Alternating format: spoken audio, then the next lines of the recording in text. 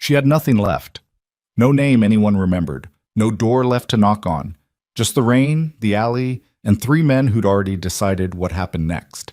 Then he stepped out of the dark, not to save her. Men like Kang Tae-hyun didn't save people. They eliminated problems. But something in her eyes stopped him cold. Something that looked exactly like what he'd buried the night he lost everything to. What happened in that alley didn't just change two lives. It started a war. If this story already has you hooked, hit that like button right now and drop your city in the comments below. I want to see how far this story travels. Now settle in. This one's going to take everything you've got. The rain came down hard enough to hurt. It hammered the pavement in sheets, turning the gutters of West 32nd Street into shallow rivers that swallowed cigarette butts and takeout containers and whatever else the night had discarded. The restaurants had shut their lights an hour ago. The karaoke bars still pulsed with color behind frosted glass, neon bleeding pink and gold into the wet street. But out here in the alley that ran behind the row of Korean barbecue joints and herbal medicine shops, there was no color.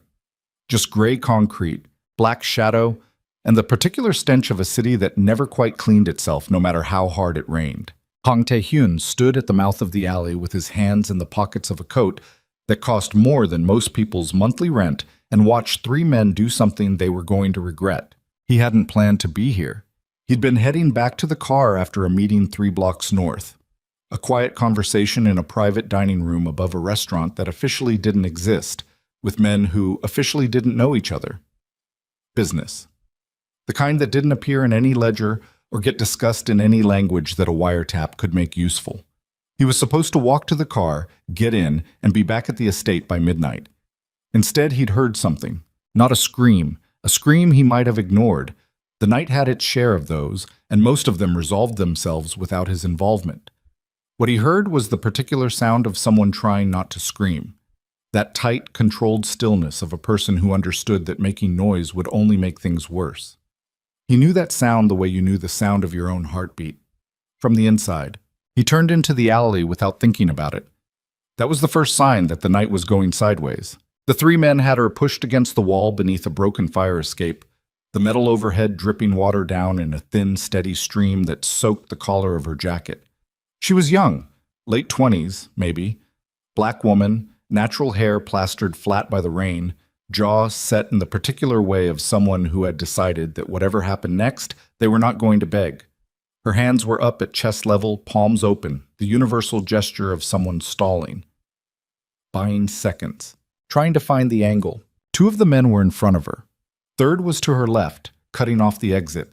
All three were big, the muscle-built fast kind that came from correctional facilities rather than gymnasiums. They weren't speaking English. Tae-hyun caught fragments. Mandarin, not the mainland standard, but something coastal, clipped and fast. And he caught enough of the vocabulary to understand what they were discussing. They were debating which vehicle. They were debating timing. This was not a robbery. The man closest to the woman reached for her arm. Tae-hyun said in Mandarin, "Don't." All three turned. He was still standing at the alley entrance, hands still in his pockets, rain coming off the brim of his hat in a thin curtain. He looked, to anyone who didn't know better, like a businessman who had taken a wrong turn. He was lean, not visibly imposing, somewhere north of 40, with a face that had gone quiet and still in the way that certain faces did when they had spent too long around violence and learned to stop performing reactions to it. The closest man laughed, said something to the others. The gist, who was this old man in the nice coat?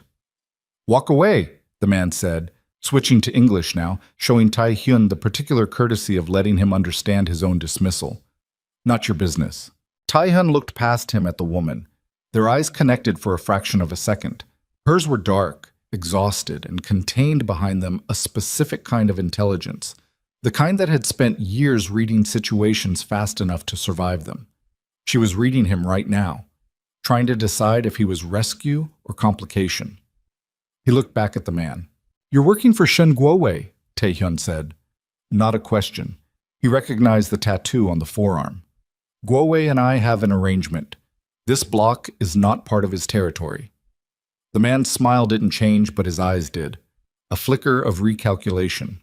He knew the name Kang Tae-hyun. Most people in this business did. The question was whether he believed this was actually him. "You got ID?" the man said, which was almost funny. "I have something better," Tae-hyun said. "I have a phone, and Guo answers when I call." A beat.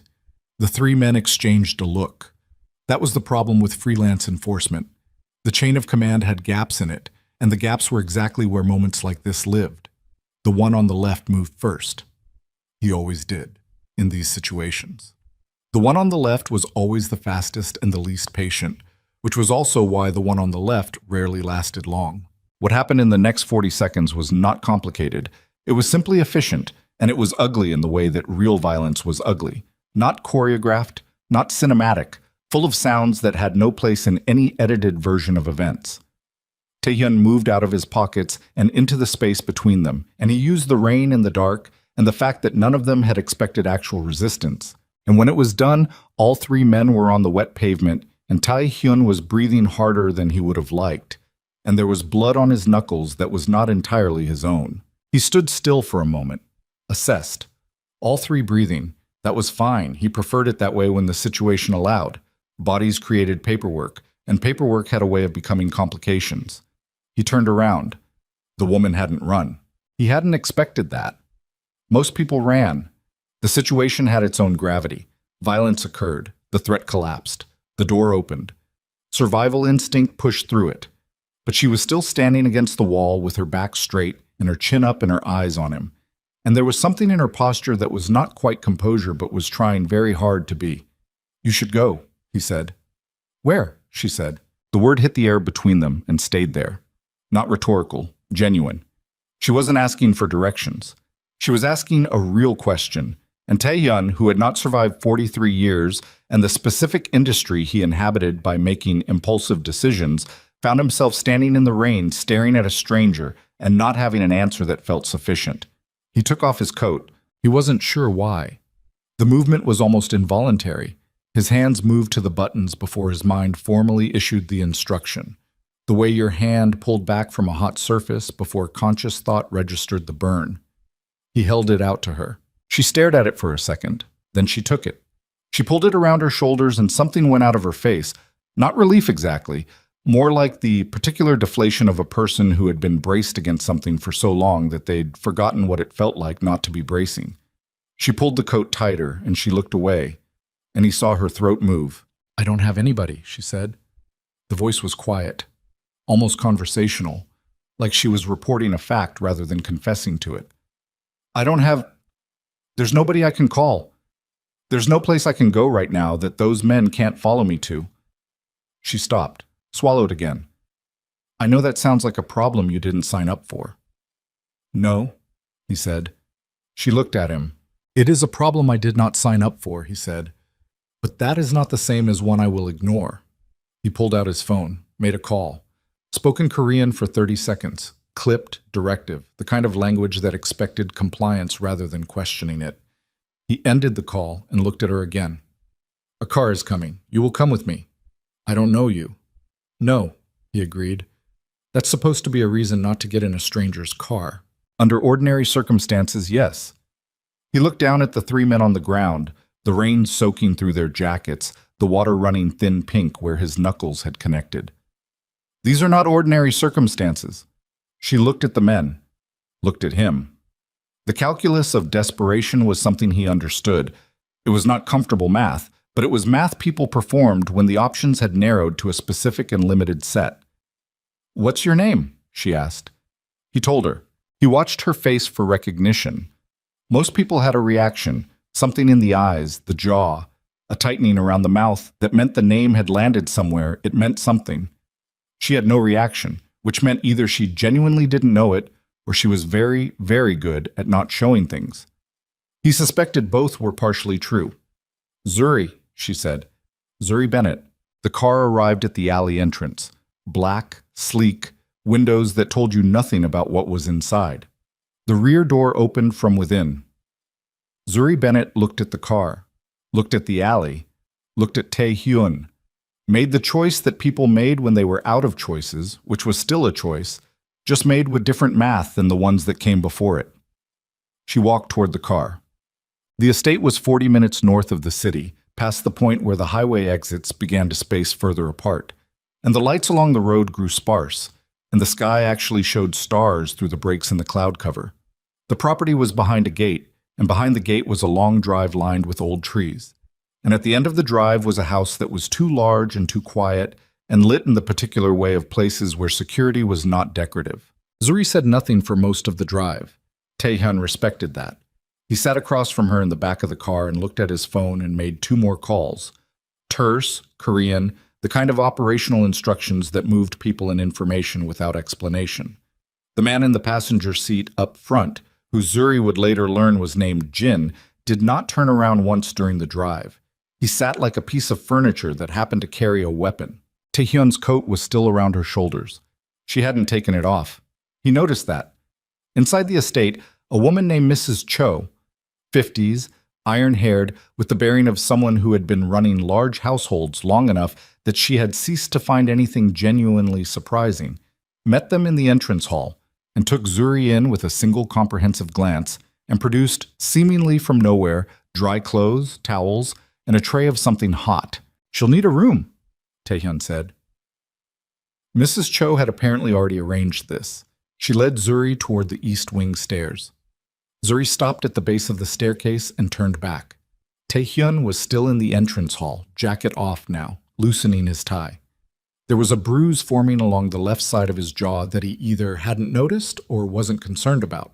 Probably the latter. "Why are you doing this?" she asked. He looked at her. It was a direct question, and it deserved one. He could have given her the answer that was easiest. Obligation, pragmatism, a code that covered civilians caught in crossfire. All of those were partially true. "Because you asked where you could go," he said, "and I didn't have an answer that I was willing to give standing in the rain." She held his gaze for a moment, and he had the uncomfortable sensation of being examined by someone who was substantially sharper than the situation she'd been found in suggested. Then she turned and followed Mrs. Cho up the stairs, and Taehyun was alone in the entrance hall, with the rain still hammering the windows and the low hum of the security system and whatever it was that had just begun. He didn't sleep well. He rarely did. There was a period, years ago, before the war for the Eastern Corridor, before his wife's accident, before the weight of what the organization had become settled into his bones like weather, when sleep had been a simple and reliable thing. Now it was a negotiation. He managed 4 hours on a good night and woke up at angles from whatever dream had been working on him. Tonight he sat in his study until almost 3 in the morning, working through the stack of things that required his attention. Satellite reports on 3 distribution networks. A dispute between 2 lieutenants in the New Jersey operation that had metastasized from personal to professional in a way that would require surgical resolution. A communication from Shen Guowei's people sent before tonight's incident that he now viewed in a different light. Guowei's reach into Koreatown had been expanding for 6 months. Tonight's men might not have been freelance after all. He made a note, sent an encrypted message to 2 people who dealt in the currency of information, sat back in the chair and looked at the window where the rain was thinning out, the clouds pulling apart at the seams to show a fragment of dark sky. In the morning, he would need to know who Zuri Bennett was, not as a threat assessment, or not only. He would need to know who she was because he had brought her inside his walls, and inside his walls, there were 2 children who did not need any more disruption than their lives had already accumulated, and there was an organization that watched everything their boss did and drew conclusions from it. And there was a specific category of enemy who would interpret any connection between Kang Tae-hyun and a woman he did not know as an exploitable vulnerability. He already knew, with the specific certainty of experience, that tonight had not resolved cleanly. Tonight had opened something. He just didn't know yet what kind. She was up before 6. Zuri had not slept, or had slept in the shallow, defensive way that she'd learned in the years since there had been no safe place to sleep deeply. Eyes open at every sound, body cataloging exits, brain maintaining enough consciousness to respond if the situation changed. The room they'd given her was large and clean and contained more furniture than she owned, and a window that looked out over a garden that was, even in the November dark, clearly maintained with an exacting standard of care. She sat on the edge of the bed in the borrowed clothes, soft, clean, somebody's guest room provision, and thought about the last 48 hours, which was the productive kind of thinking she did when panic wanted to come in and she refused to let it.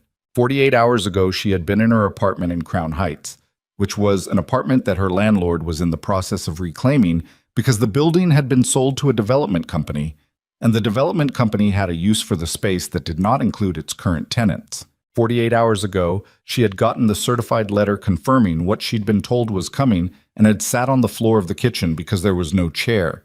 She'd sold the furniture 3 weeks ago to cover 2 months of back rent she'd already lost, and had understood that the tether she'd been holding onto had finally run out of slack. She'd gone to Koreatown because she knew someone there, or she'd thought she had. A woman named Renee, who'd been a colleague, sort of, at the nonprofit organization Zuri had been working for before it had run out of funding and shut its doors in August. Renee, who had said she knew of a room available and a possible job lead, and had stopped returning calls 2 weeks ago. Zuri had gone anyway because she was out of other directions to move in. She had found, instead of Renee, 3 men in an alley, and she had found Kang Tae-hyun. She turned the name over in her mind. The absence of reaction the night before had been genuine, in the sense that she didn't know the name specifically. But she wasn't naive. She'd ridden in the car. She'd seen the estate. She'd watched Mrs. Cho manage the arrival of an unexpected guest at 11:30 at night, with the practiced calm of someone for whom unusual circumstances were entirely routine. She'd seen Jin, who sat in the front seat, like a piece of armed furniture. She had seen the way the gate staff had moved when Tae-hyun's car arrived. Fast, deferential, organized. She knew what kind of world this was. She simply didn't know the specific name the world operated under around here. The question was what she did with that. She heard it at 6:12.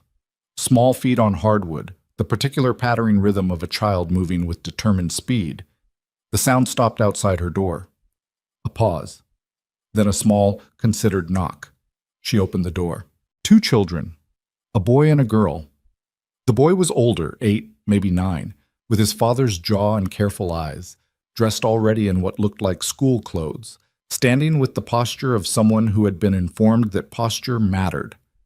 The girl was younger, 6 at most, and was holding a stuffed animal that had once been a rabbit and was now primarily a collection of textile memories of a rabbit, its ears worn thin from years of handling. The boy said, in English that carried the particular precision of someone who had learned it as a third language after Korean and probably Mandarin, "Mrs. Cho said there was a guest." "There is," Zuri said. "That's me," the girl said around the ear of the rabbit. "Are you staying?" Zuri looked at the girl, at the worn rabbit, at the boy with his careful posture and his father's eyes. "I don't know yet," she said honestly. The boy considered this. "Sua wanted to know," he said, with the gravity of someone translating a diplomatic message. "She usually wants people to stay." "Do you?" Zuri asked him. He thought about it. "It depends," he said, which was a remarkably adult answer from a 9-year-old, and something about it landed in Zuri's chest in a way she didn't fully examine. "I'm Zuri," she said. "Hanjun," the boy said. "She is Sua, our father's name you probably already know." "I know it," she said. He nodded, apparently satisfied with this confirmation. Then, "Breakfast is at 7. Mrs. Cho makes eggs on Thursdays, if you want to come." He delivered this with the tone of someone extending an invitation that they were personally neutral about, but were extending on behalf of a party who was not neutral. He glanced down at his sister. "We should go get ready," he said to her, with the careful authority of a child who had been managing another child for longer than should have been necessary. They went. Zuri stood in the doorway and watched them go down the hall, and something pulled hard beneath her sternum, the specific ache of something that wanted to be named and that she was not ready to name. Tae-hyun was in the kitchen when she came down, not at the table. He was standing at the counter with a coffee cup and his phone, moving between the two with the multitasking efficiency of someone who had been running parallel tracks since long before 7 in the morning. He was in different clothes, but the bruise on his jaw was more visible in daylight. Nobody in the kitchen seemed to think this was remarkable. He saw her, set the phone down on the counter. "Did you sleep?" he asked.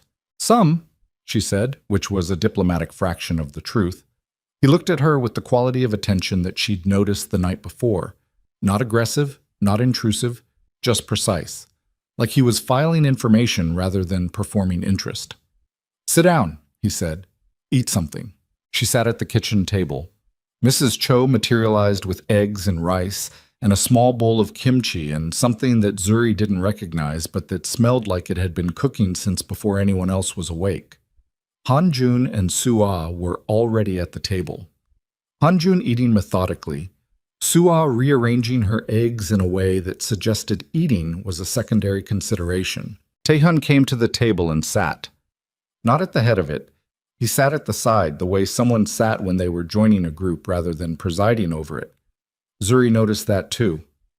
"I need to ask you some questions," he said. "If you're willing." "I figured," she said. "Last night, those men, you know what they were doing." "Yes." "Do you know why they targeted you specifically, or was it opportunity?" She picked up her chopsticks, set them back down. "I don't know. I've been dealing with some housing instability. I've been in a few different places the last couple months. There's a shelter I stayed at for a while in September. A friend's couch. The Crown Heights apartment." She paused. "Maybe I was visible. Maybe I was just in the wrong alley." He listened to this with the focused stillness of someone sorting signal from noise. The men were from a trafficking operation that works out of several points along the eastern seaboard. They don't typically work this far west in Manhattan. "You know them." "I know who employs them. It doesn't necessarily connect to you specifically." A pause. "But I need to know if there are other things in your life that might." She looked at him across the table. Sua was watching them both with the uncomplicated openness of a 6-year-old who had not yet learned to pretend she wasn't listening. "You want to know if I'm a liability," Zuri said. He didn't answer immediately, which was itself an answer. "I want to know who you are," he said, "so that I understand what I've brought inside my house." It wasn't cruel, it was honest, and she'd had enough of the other kind to appreciate the difference. She thought about what to tell him, and she told him the truth, which she hadn't done in a single unfiltered sitting in a very long time. She told him about the nonprofit, a women's resource center in Flatbush, 8 years of casework, grant-dependent, gone in August when the funding dried up, and the board voted to dissolve rather than restructure. She told him about the chain of events that had followed. The apartment she'd been sharing with a colleague who had moved back to her family in Georgia, the Crown Heights place she'd gotten on her own and then couldn't sustain, the months of grinding attrition that had brought her to a place where going to Koreatown on a cold Tuesday night on the strength of a lead she hadn't actually confirmed was the best option available. She told him about her parents. Her mother had died when she was 14. A wrong diagnosis, a medication interaction, 3 weeks in the hospital, and then not anymore.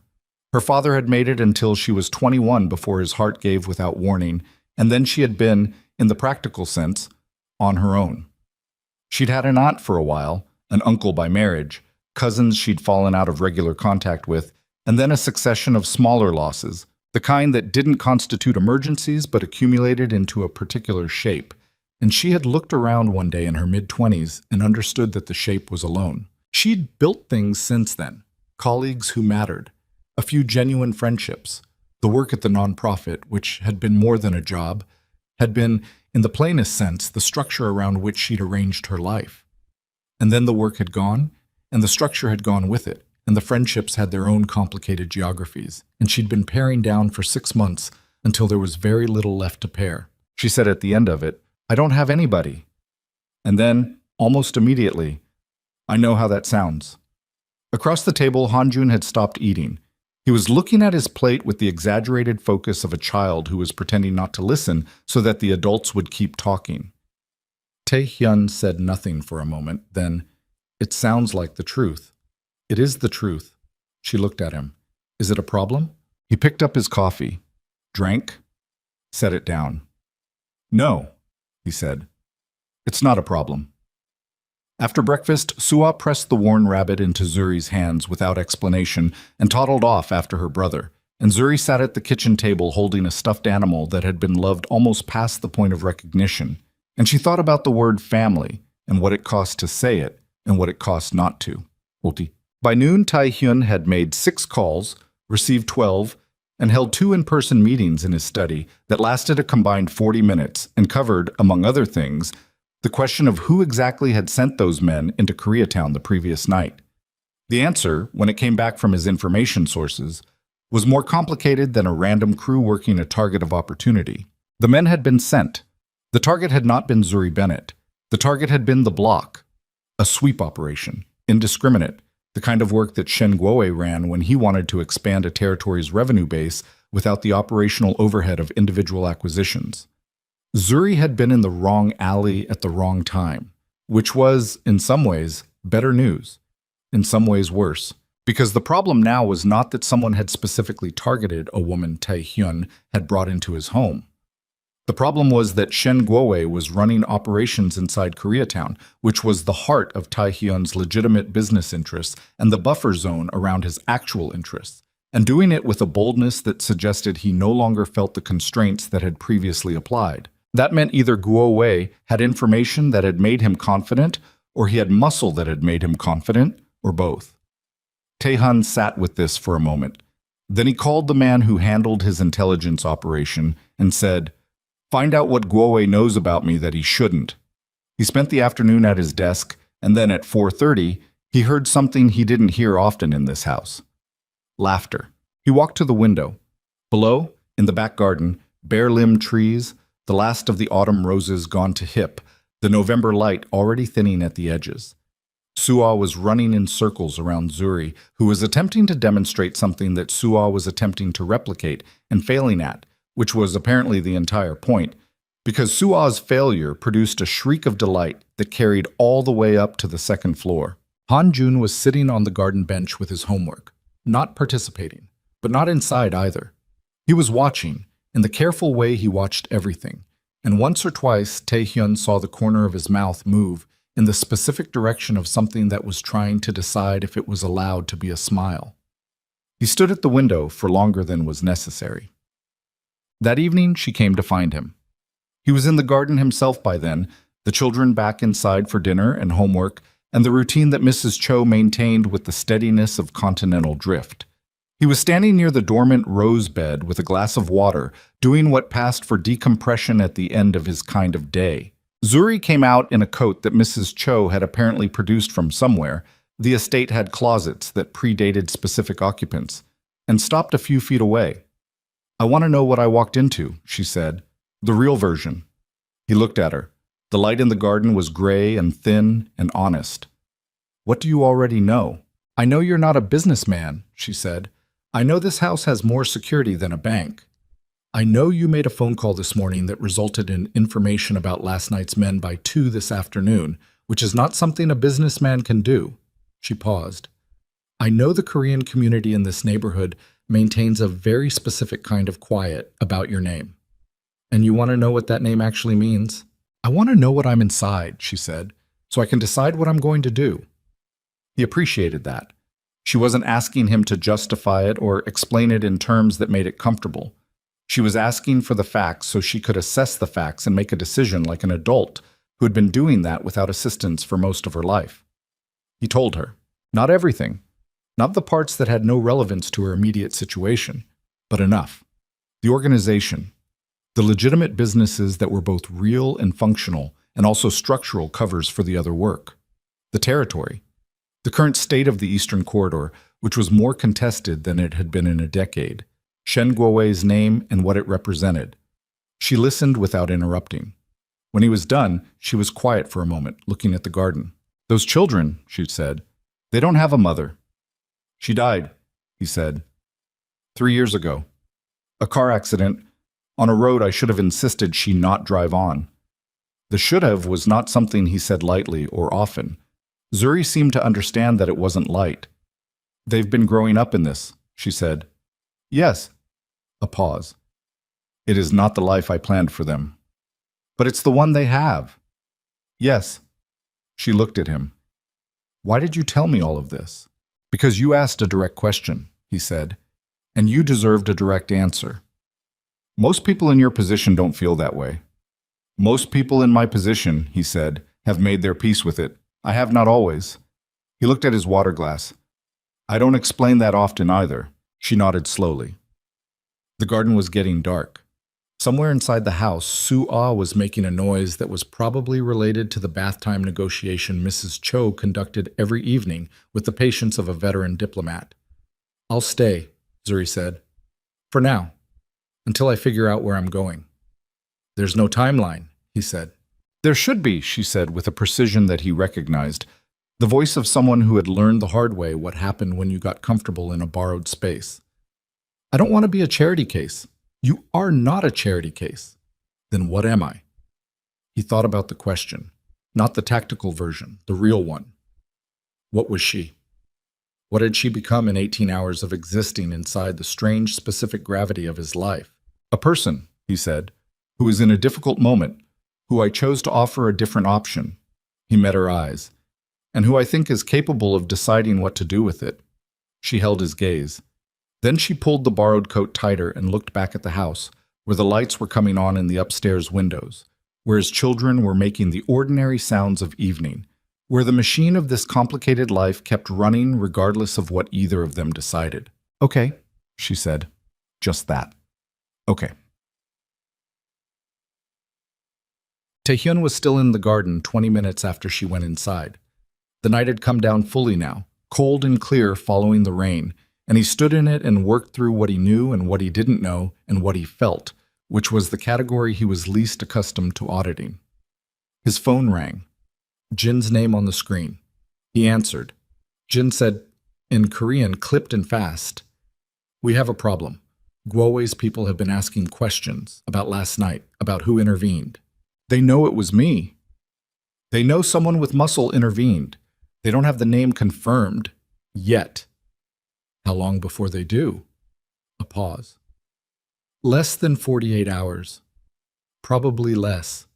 Taehyun looked at the house, at the lit windows, at the shape of a life that had just 8 hours ago expanded in a direction he had not planned. "Tell Park to move the eastern perimeter schedule forward," he said, "and I need the Guowei intelligence file on my desk by 6 tomorrow morning." He ended the call, stood in the dark for another moment. The problem had never been that bringing Zuri Bennett into his home would have consequences.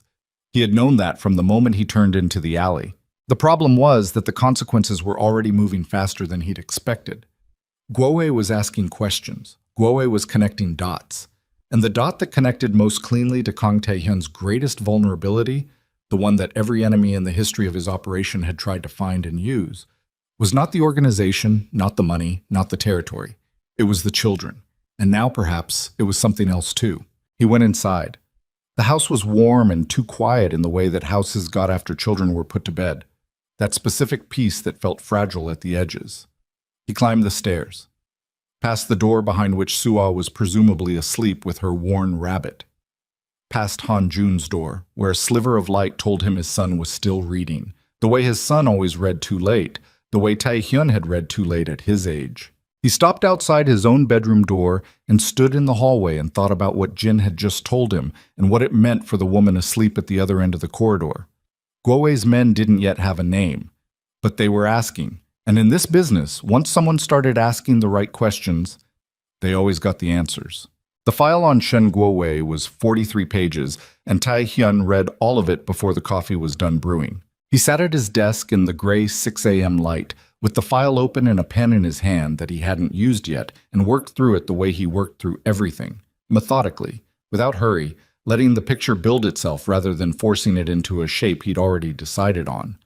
The intelligence was good. Park's people were thorough. By the time he reached the last page, he had a pen mark beside 4 items and a specific cold clarity about what the next 72 hours were going to require. Guowei wasn't expanding into Koreatown opportunistically. He was doing it because someone had told him that the Eastern Corridor's northern anchor was weakening. Someone had given him a map of Taehyun's operational rhythm, which routes moved which product on which nights, which lieutenants held which decisions, which blocks were covered, and which had gaps wide enough to walk a crew through. That information did not exist in any external document. It lived inside the organization. Taehyun closed the file, sat with that for a moment. Outside, the garden was a pale smear of frost and dead grass, the trees skeletal against a sky the color of old concrete. Somewhere in the house, he could hear Mrs. Cho moving. The particular sound of a household beginning its day, kettles and cabinet doors, and the low murmur of the kitchen radio, she kept tuned to a station that played old Korean ballads at a volume just above silence. He picked up his phone and called Park. "Who had access to the Northern route schedule?" he said, without preamble. Park was quiet for exactly 2 seconds. Not the quiet of surprise, the quiet of a man who had been expecting the question and had been deciding how to answer it. 6 people, he said. "Same as always, yourself, me, Jin, Ryu, Choi, and the logistics coordinator, Kim Dong-soo." "That's been the same 6 for how long?" 18 months, since we restructured after the Bronx situation. "Pull Kim Dong-soo's communication records for the past 30 days, Tae-hyun said.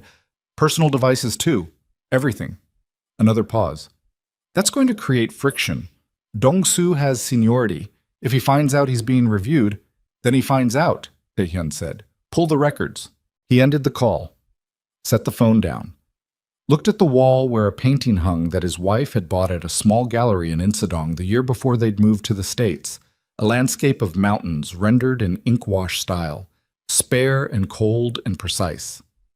He looked at it when he needed to think without any particular direction, the way some people looked at water. The problem with the leak inside an organization like his was not just the tactical damage, it was the weight of it. The specific gravity of knowing that someone you had trusted with the mechanics of your operation, someone who had sat in your meetings and eaten at your table and handled information that could end lives, had turned that trust into a transaction. He had lived through it before. It never got lighter. Zuri was in the garden at 7 with Han Jun, which was not something Tae-hyun had arranged or suggested. He saw them from the study window when he stood to refill his coffee. His son sitting on the bench with a notebook open on his knee, Zuri sitting beside him, and between them what appeared to be a geometry problem that Han Jun was explaining with the particular intensity of a child who had recently discovered that he was good at something and was still getting used to the feeling. Zuri was listening, not the polite performance of listening, actually tracking it, her head tilted, asking a question that made Han Jun pick up the pencil and draw something in the notebook, then another question that made him erase it and try again. Tae-hyun watched for longer than he meant to. He had raised his son to be careful with people. Not cruel, not closed, careful. Han Jun had learned early, too early, that people entered and left and that the leaving was frequently not their choice or his, and he had built around himself the particular architecture of a child who had decided to make himself self-sufficient enough that the leaving wouldn't ruin him. He had his father's reserve and his mother's stubbornness, and a combination of the two that produced, in a 9-year-old, a formidable and slightly heartbreaking quality of self-containment. He was explaining a geometry problem to a woman he'd met 18 hours ago, like it was the most natural thing he'd done in months. Tae-hyun set down his coffee and went back to the file. The friction Park had predicted arrived at 10:15 in the form of Ryu Seong-min, who knocked on the study door with the specific knock of someone who was furious and had decided to express it as punctuality. Ryu was 41, had been with the organization since before the restructure, and operated the Northern Corridor with an efficiency that Tae-hyun had depended on and that Ryu knew Tae-hyun depended on, which was the kind of knowledge that created over time a specific kind of confidence that occasionally drifted toward presumption. He sat down without being invited to sit. "You're pulling Dong-soo's records," he said. In Korean, but barely. The kind of clipped code switching that happened when a conversation was too urgent for social register. "Yes," Tae-hyun said. "Dong-soo has been with us for 11 years. I'm aware. If there's a concern about his loyalty, you come to me first. I manage his section. I manage him." Tae-hyun looked at him. Ryu held the look with the steadiness of a man who had practiced this specific form of confrontation and who believed his ground was solid. The problem with Ryu's ground was that it had always been solid, which meant he had stopped checking whether it still was. "Guowei has the Northern route schedule," Tae-hyun said. "Specifically, not approximations, the actual schedule with the variance window built in. That exists in 6 heads and nowhere else." Ryu's jaw moved, not quite a clench, the motion of a man recalibrating what he'd come in here to say. "That doesn't mean Dong-soo." "It doesn't mean Dong-soo specifically," Tae-hyun agreed. "It means one of 6 people. Pulling his records is due diligence. If he's clean, The records will say so, and the friction will have been worth it. And if it's not him, then we pull the next one. Ryu was quiet for a moment. He looked at the desk rather than at Tae-hyun, and Tae-hyun had learned over 15 years of working with this man that when Ryu looked at the desk, it meant he was running numbers, calculating something, not betrayal. Ryu's loyalty was not the part of him Tae-hyun had ever had cause to question. It was something more complicated than that. "There's another thing," Ryu said. "Say it." "The woman." Tae-hyun said nothing. Let the space sit. "People are talking," Ryu said. "Not loudly, but talking. You brought a stranger in off the street. Nobody knows who she is. Nobody knows what she knows. What she might... She's a civilian," Tae-hyun said. "She was in the wrong place. That's what you're telling people. That's what happened." Ryu looked at him now, direct. This was the part of the conversation Ryu had actually come for, and they both knew it. "You've never done this. In 15 years, you don't bring people in. You don't create..." He stopped, chose the word carefully. "Attachments. I'm aware of my history," Tae-hyun said. "Better than you are." "Then you know how this looks." "It looks like I helped a civilian in distress," Tae-hyun said. "Which is what it is." Ryu stood. The meeting was ending because Tae-hyun's tone had indicated it was ending, and Ryu understood those indications even when he didn't like them. He moved toward the door and then stopped with his hand not quite on the frame and said, without turning fully around, "If Guowei's people find out she's here..." "They won't find out," Tae-hyun said, "because the people in this organization are going to maintain operational silence about what goes on inside this estate, which they are already aware is expected of them." He paused. "Weren't they?" Ryu turned enough to meet his eyes. "Yes," he said, and left. Tae-hyun sat in the quiet the departure left behind. Ryu wasn't wrong, technically. The concern was operationally sound. But there was something in the way Ryu had said attachments, with that particular compression of judgment behind it, that Tae-hyun was still sitting with when his phone buzzed with a message from Park that said, "Dong-soo made 14 calls to an unregistered number in the last 30 days. First call was 37 days ago. 3 days after the route schedule was last updated." Tae-hyun looked at the message for a long time. 11 years. Dong-soo had been with the organization for 11 years. He typed back, "Bring him in, quietly, tonight." Zuri found the tension in the house the way she'd learned to find it in every environment she'd occupied, not through any single visible sign, but through the aggregate of small things. The way Mrs. Cho moved through the kitchen at lunch with her shoulders 2 degrees higher than that morning. The way Jin positioned himself in the entrance hall rather than the side corridor he'd occupied the previous night.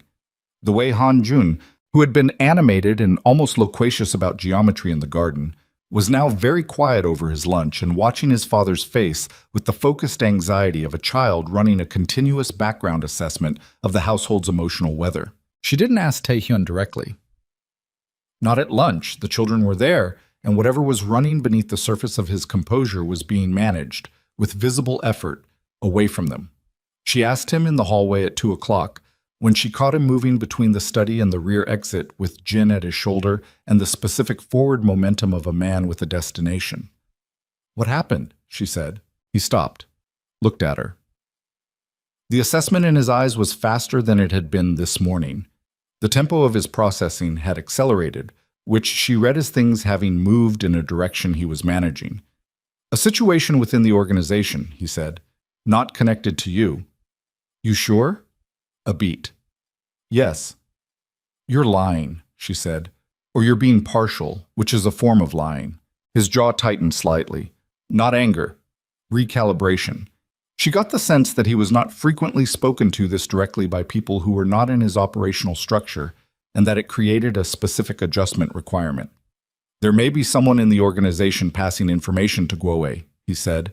"It predates last night. It is not about you. But if Guowei gets more information about last night, I'm managing it." "That's not an answer." "It's the answer I have right now," he said, and his voice had an edge in it that was not quite sharp but was close to it, the sound of a man who was already carrying significant weight and had reached the threshold of what he would discuss in a hallway. She let him go. She stood in the hallway for a moment after he'd moved through the rear exit, processing the shape of what he'd told her. Then she turned and found Hanjun standing at the top of the staircase, looking down at her. "He does that," Hanjun said. "When it gets complicated, he goes somewhere and deals with it, and then comes back and acts like it wasn't complicated." "Does that bother you?" Zuri asked. Hanjun thought about it with the seriousness he seemed to apply to most questions. "It used to," he said. "Now I just watch his hands. If his hands are still, it's okay. If he's doing this..." Hanjun demonstrated a subtle motion, the pad of the thumb moving against the edge of the index finger, almost invisible. "Then it's not okay yet." Zuri looked at him. "You've been watching him a long time." "Since my mother died," Hanjun said, without drama, without the particular self-consciousness that adults brought to that sentence. For him, it was simply a coordinate, a point in time from which certain behaviors had been counted. Sua was too little to know what to watch for, so I learned. The weight of that, a 6-year-old boy appointing himself the household's early warning system after his mother died, settled on Zuri's chest and stayed there. "You shouldn't have to do that," she said. "Somebody has to," he said, with the perfect, uncomplicated logic of a child who had filled a gap because the gap was real. Then he went back down the upstairs corridor, and Zuri stood at the bottom of the stairs and understood with sudden and total clarity why Sua had pressed the worn rabbit into her hands that morning. Because Sua had seen something in a stranger's face in a doorway at 6 in the morning and had offered the thing she loved most without hesitation, the way children sometimes did before they'd learned to count the cost. Dongsu arrived at the estate at 8 p.m., having been told there was an operational matter that required his presence. He was 52, heavy-set, with the kind of face that had made him good at his job. Unremarkable in any gathering, impossible to clock as anything other than a middle-aged man going about middle-aged business. He'd coordinated logistics for the organization through 2 territory wars, a federal task force investigation that had gotten uncomfortably close 3 years ago, and the internal restructure that had followed the Bronx situation. He sat down across from Tae-hyun in the room that the estate used for these conversations. Not the study, which was personal, but the meeting room off the main corridor, deliberately featureless, a table and 4 chairs and a window that had been covered. Ryu was not present. Tae-hyun had not invited him. Jin was in the corner. Dongsu looked at the room, looked at Jin, looked at Tae-hyun, and understood the architecture of the evening. To his credit, he didn't perform surprise. "How long?" Tae-hyun said. Dongsu put his hands flat on the table. 37 days. "Who approached you?" "Intermediary. I never met Guowei directly, never wanted to." "What did you give them?" A pause. Not hesitation over whether to answer. The math on that had clearly been done before Dongsu walked into the room. Hesitation over how to say it. "The route schedule, the northern variance window. 3 courier personnel names." He stopped. "That's all." 3 names, Tae-hyun said. "They haven't been moved against," Dongsu said quickly. "I've been monitoring." "You have been monitoring," Tae-hyun said, and the flatness in his voice was more absolute than anger would have been. "The situation that you created while continuing to operate inside my organization." Dongsu's jaw worked. "I needed..." He stopped himself, started again. "My son has a debt, a significant one, the kind that doesn't forgive and doesn't wait. And you didn't come to me." The silence that followed was its own answer. They both knew what it meant. Dongsu hadn't come to Tae-hyun because coming to Tae-hyun meant exposure, accountability, the loss of the particular insulation that 11 years of loyalty had built. Coming to Guowei was easier. It had a cleaner transaction structure. "You've been inside this organization for 11 years, Tae-hyun said. "You know what this table means. You knew when you sat down." "Yes," Dongsu said, quietly, without trying to change its meaning. Tae-hyun looked at him for a long moment. He thought about the 11 years. He thought about the specific intelligence that Dongsu had handed to a competitor. Not abstract information, but names, schedules, people whose safety depended on those details remaining sealed. He thought about the debt the man's son had accumulated and the terrible human logic of a father choosing his child's survival over his own principles. He understood that logic. He lived adjacent to it every day. That didn't change what the table meant. Your son's debt, Taehyun said. The amount. Dong-soo told him.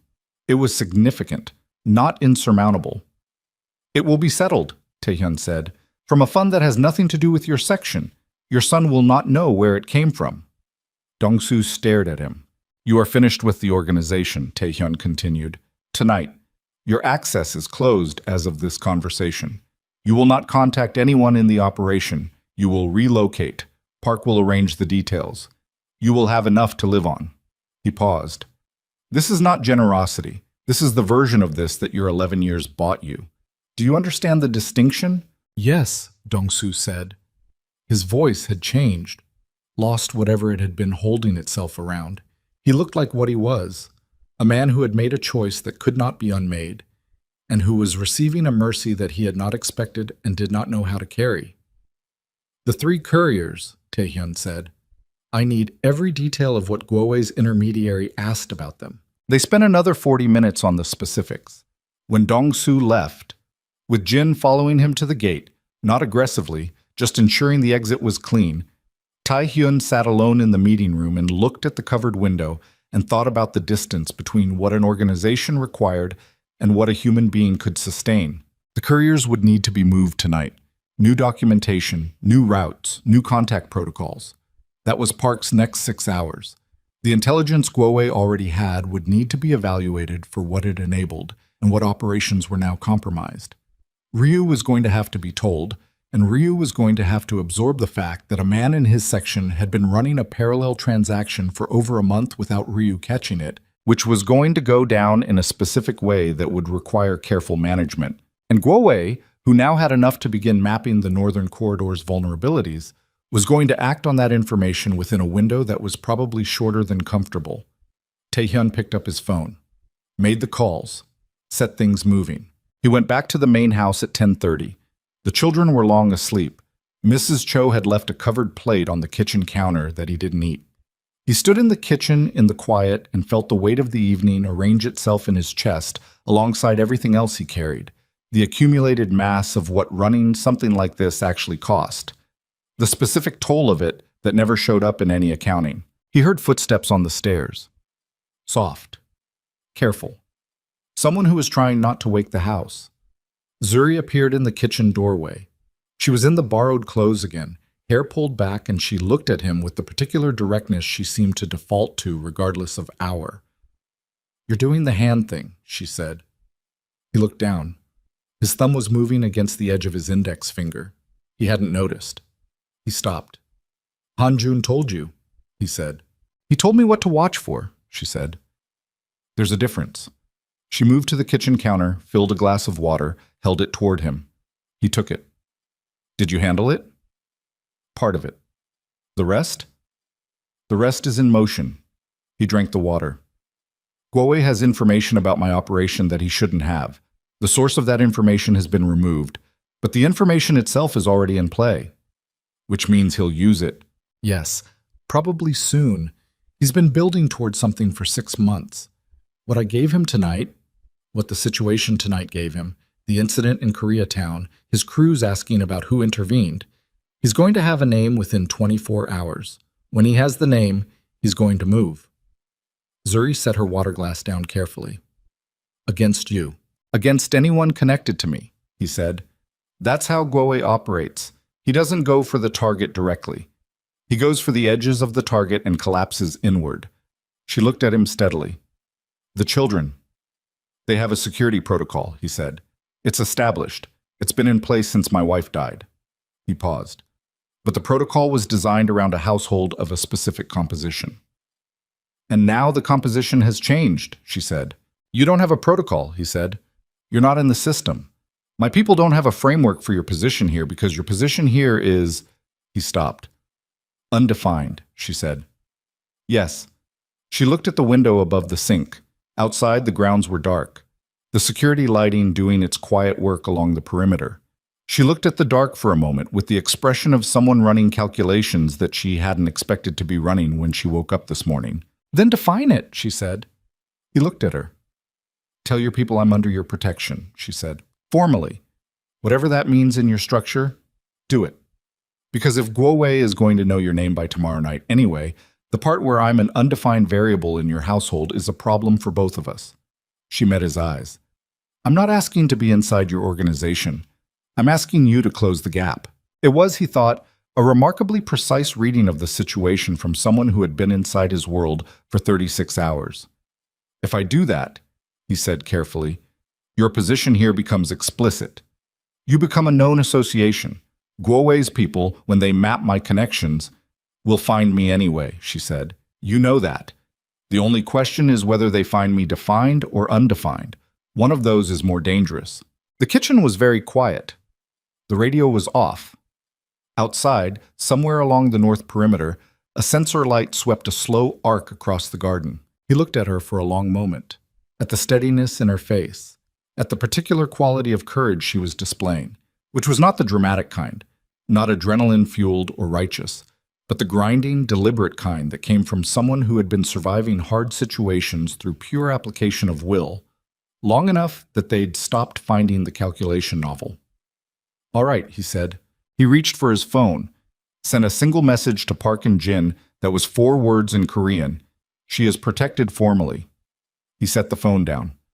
It's done, he said. She nodded, picked up her water glass, started toward the hallway, and then stopped at the doorway and turned back. And her face in the kitchen light had something in it that wasn't quite relief and wasn't quite fear, and was probably the specific expression of a person who has just crossed a line they knew was there and had crossed it deliberately and was now standing on the other side of it, taking stock. Thank you, she said. Don't thank me yet, he said. In about 20 hours, you're going to understand what that message actually means. She held his gaze. I think I already do, she said, and she went upstairs. Taehyun stood alone in the kitchen. His phone buzzed. Park, confirming receipt. Then Jin, same. Then, from a number that was in his contacts under a name that was not a name, but a code, a message that made the back of his neck go cold. Guowei moved his crew north tonight. Not a probe. Full deployment. He already has the name. He's not waiting. Taehyun read the message twice, set the phone down on the counter with the specific deliberateness of a man who was choosing not to react until he had something useful to do with the reaction. 20 hours, he'd told her. He'd been wrong. They had until morning. He called Park at 11:47 and said 4 words. Move the children now. Park didn't ask questions.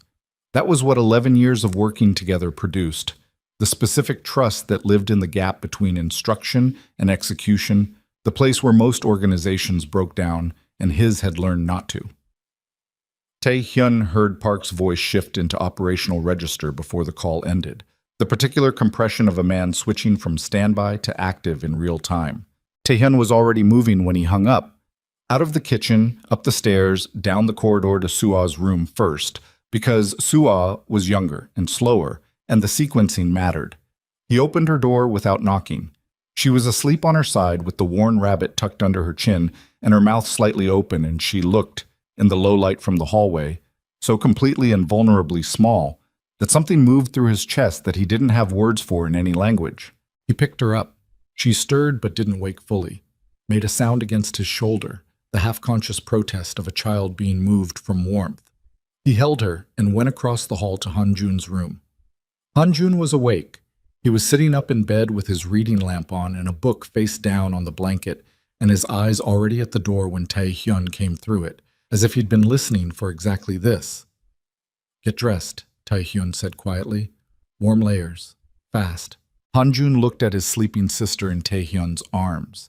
He didn't ask what was happening. He got up and went to his closet with the controlled efficiency of a 9-year-old who had been mentally rehearsing this scenario for longer than any 9-year-old should have to. The secondary location, Hanjun said, pulling a sweater over his head. Yes. Mrs. Cho? She goes with you. Hanjun pulled on his shoes and tied them and stood up and held his arms out for his sister. Taehyun transferred Sua to him. She was heavy with sleep, her head dropping immediately to Hanjun's shoulder, the rabbit still clutched in her fist, and Hanjun held her with the practiced steadiness of a child who had been holding his sister through difficult things for 3 years. Is it Guowei? Hanjun asked. Taehyun looked at his son, at the face that was too calm, too knowing, too prepared for a conversation that no child should be prepared for. Yes, he said, because Hanjun deserved the truth and had always deserved the truth, and Taehyun had spent 3 years giving it to him in measured doses, and tonight there was no time for measuring. Hanjun nodded. Okay, he said. Just that, the word his father used. They went downstairs. Mrs. Cho was already in the entrance hall with 2 bags packed. She'd heard Taehyun's footsteps on the stairs and had moved without being told, which was the kind of efficiency that made her indispensable and occasionally frightening. She took Sua from Hanjun. A car was at the rear entrance, engine running, 2 of Park's men flanking it. Not the regular estate staff. These were the specific people Park kept on reserve for situations exactly like this. Taehyun crouched in front of Hanjun at the rear door. His son looked back at him with those careful, assessing eyes. You know the protocols, Taehyun said. Yes. You listen to Park's people, not to anyone who contacts you that isn't on the verified list. I know, Appa. Good. He put a hand on Hanjun's shoulder, held it there for a moment. I'll be there when this is done. Hanjun looked at him with the particular expression that children produced when they were deciding whether to believe something they very much wanted to be true. Then he nodded and turned and got into the car, and Mrs. Cho got in after him with Sua still unconscious against her chest, and the car moved down the rear drive and through the service gate and was gone. Taehyun stood at the rear door for 3 seconds, then he went back inside. He found Zuri in the upstairs corridor fully dressed, the borrowed coat already on. She'd heard the movement. Of course she had. They're out? She asked. Yes. What do you need me to do? He looked at her. The question was practical, not dramatic. She wasn't asking for reassurance or context, she was asking for a task, and the specificity of it was exactly what the next few hours required. Stay close to Jin, he said. Do exactly what he says when he says it. Don't argue the reasoning in the moment. Understood. She paused. How long before they get here? I don't know. The message said they moved north tonight, so that puts them in range within hours, maybe less. He was already moving toward the study. The estate has protocols. We're running them. Taehyun. He stopped, turned. You should know, she said, and there was something in her voice that was careful in a way she hadn't been careful before, calibrated, the voice of someone delivering information they knew would land hard, that when I was downstairs earlier, I heard Jin on his radio, before you got the message. He was talking to someone, not in Korean, in Mandarin. The hallway went very quiet. Taehyun looked at her. What did he say? I only caught pieces.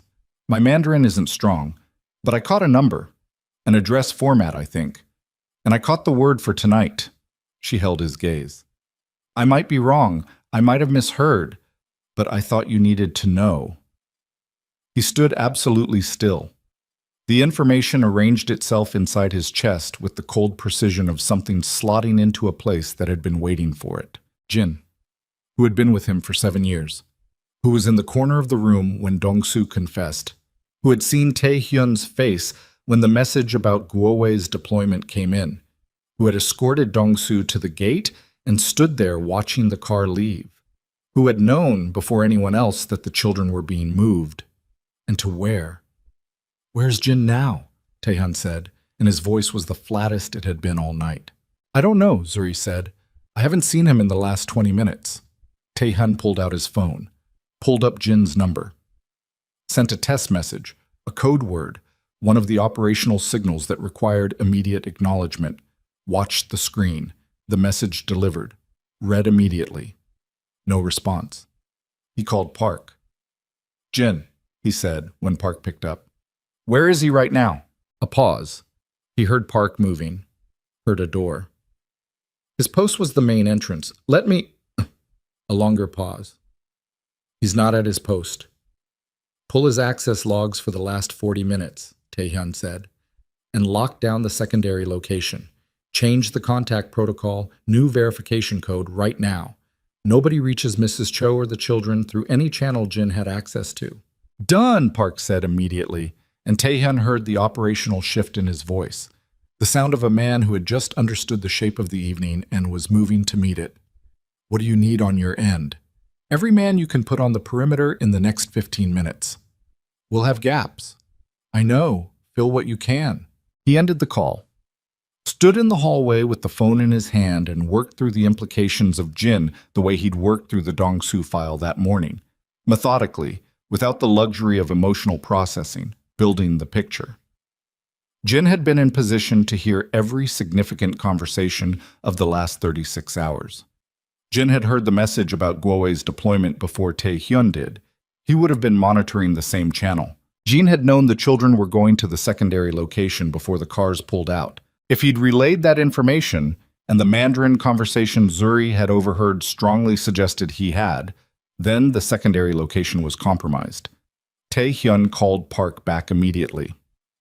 The secondary location, he said. Don't just change the protocol. Move them. Different site. Use the contingency. The contingency hasn't been used since... Use it, Tae-hyun said. Now. He heard Park relay the instruction before the call ended. He looked at Zuri. She was watching him with the stillness of someone who had accurately assessed the severity of what she'd just caused to be revealed and was waiting to find out whether it had been in time. You did right, he said, telling me. Is it enough? He didn't answer that. He went to the study and opened the bottom drawer of the desk and removed two things, a sat phone that operated on a different network than his regular device, and a firearm that he checked with the automatic efficiency of someone for whom the check was muscle memory. He loaded it, set it on the desk. He stood at the desk and thought about 7 years. 7 years of Jin at his shoulder, in his meetings, in his car, in his house, in the room when his children had been sick and when his wife had been buried, and when the decisions that shaped the organization had been made at 3 a.m. over a desk exactly like this one. 7 years of proximity, of access, of the specific trust that operational closeness produced because there was no other way to run it. He thought about Dong-soo, who had done it for his son's debt. He thought about what Jin had done it for, and understood that he didn't know, might never know, and that not knowing was a particular kind of damage that went somewhere deeper than the tactical implications. The first shot came through the study window at 1:14 a.m. B.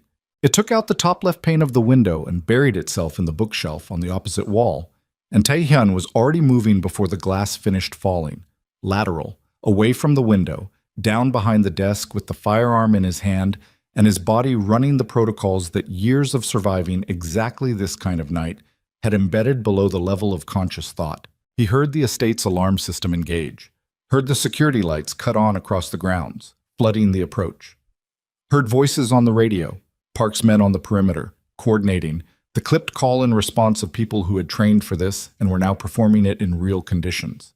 He heard from somewhere in the house Zuri's voice, not screaming, talking, fast, low, the urgent murmur of someone issuing information. He couldn't hear the words. He moved. Low, fast, out of the study and into the corridor. The main entrance took 2 more shots. He heard them impact the reinforced door, which was built to absorb exactly that, which bought them time, but not unlimited time. The estate's perimeter was approximately 300 meters of defensible ground. He had 6 men on it right now, plus whatever Park could redirect in the next 15 minutes. Guowei had deployed a full crew. How many people constituted a full crew in Guowei's operational language was something he was about to find out empirically. He found Zuri in the kitchen corridor, flat against the wall beside the rear entrance, with Jin's emergency radio in her hand. She'd found it on the kitchen counter, he realized, where Jin had left it when he walked off post. She was listening to it with the focused attention of someone pulling signal from noise. 3 entry points, she said when he reached her. They're working the north fence and the east gate simultaneously. The radio traffic suggests a 3rd team is holding on the south road. They're not moving yet. He looked at her. You understand that radio traffic? My Mandarin is better in context, she said. Not apologetic, factual. What do we do?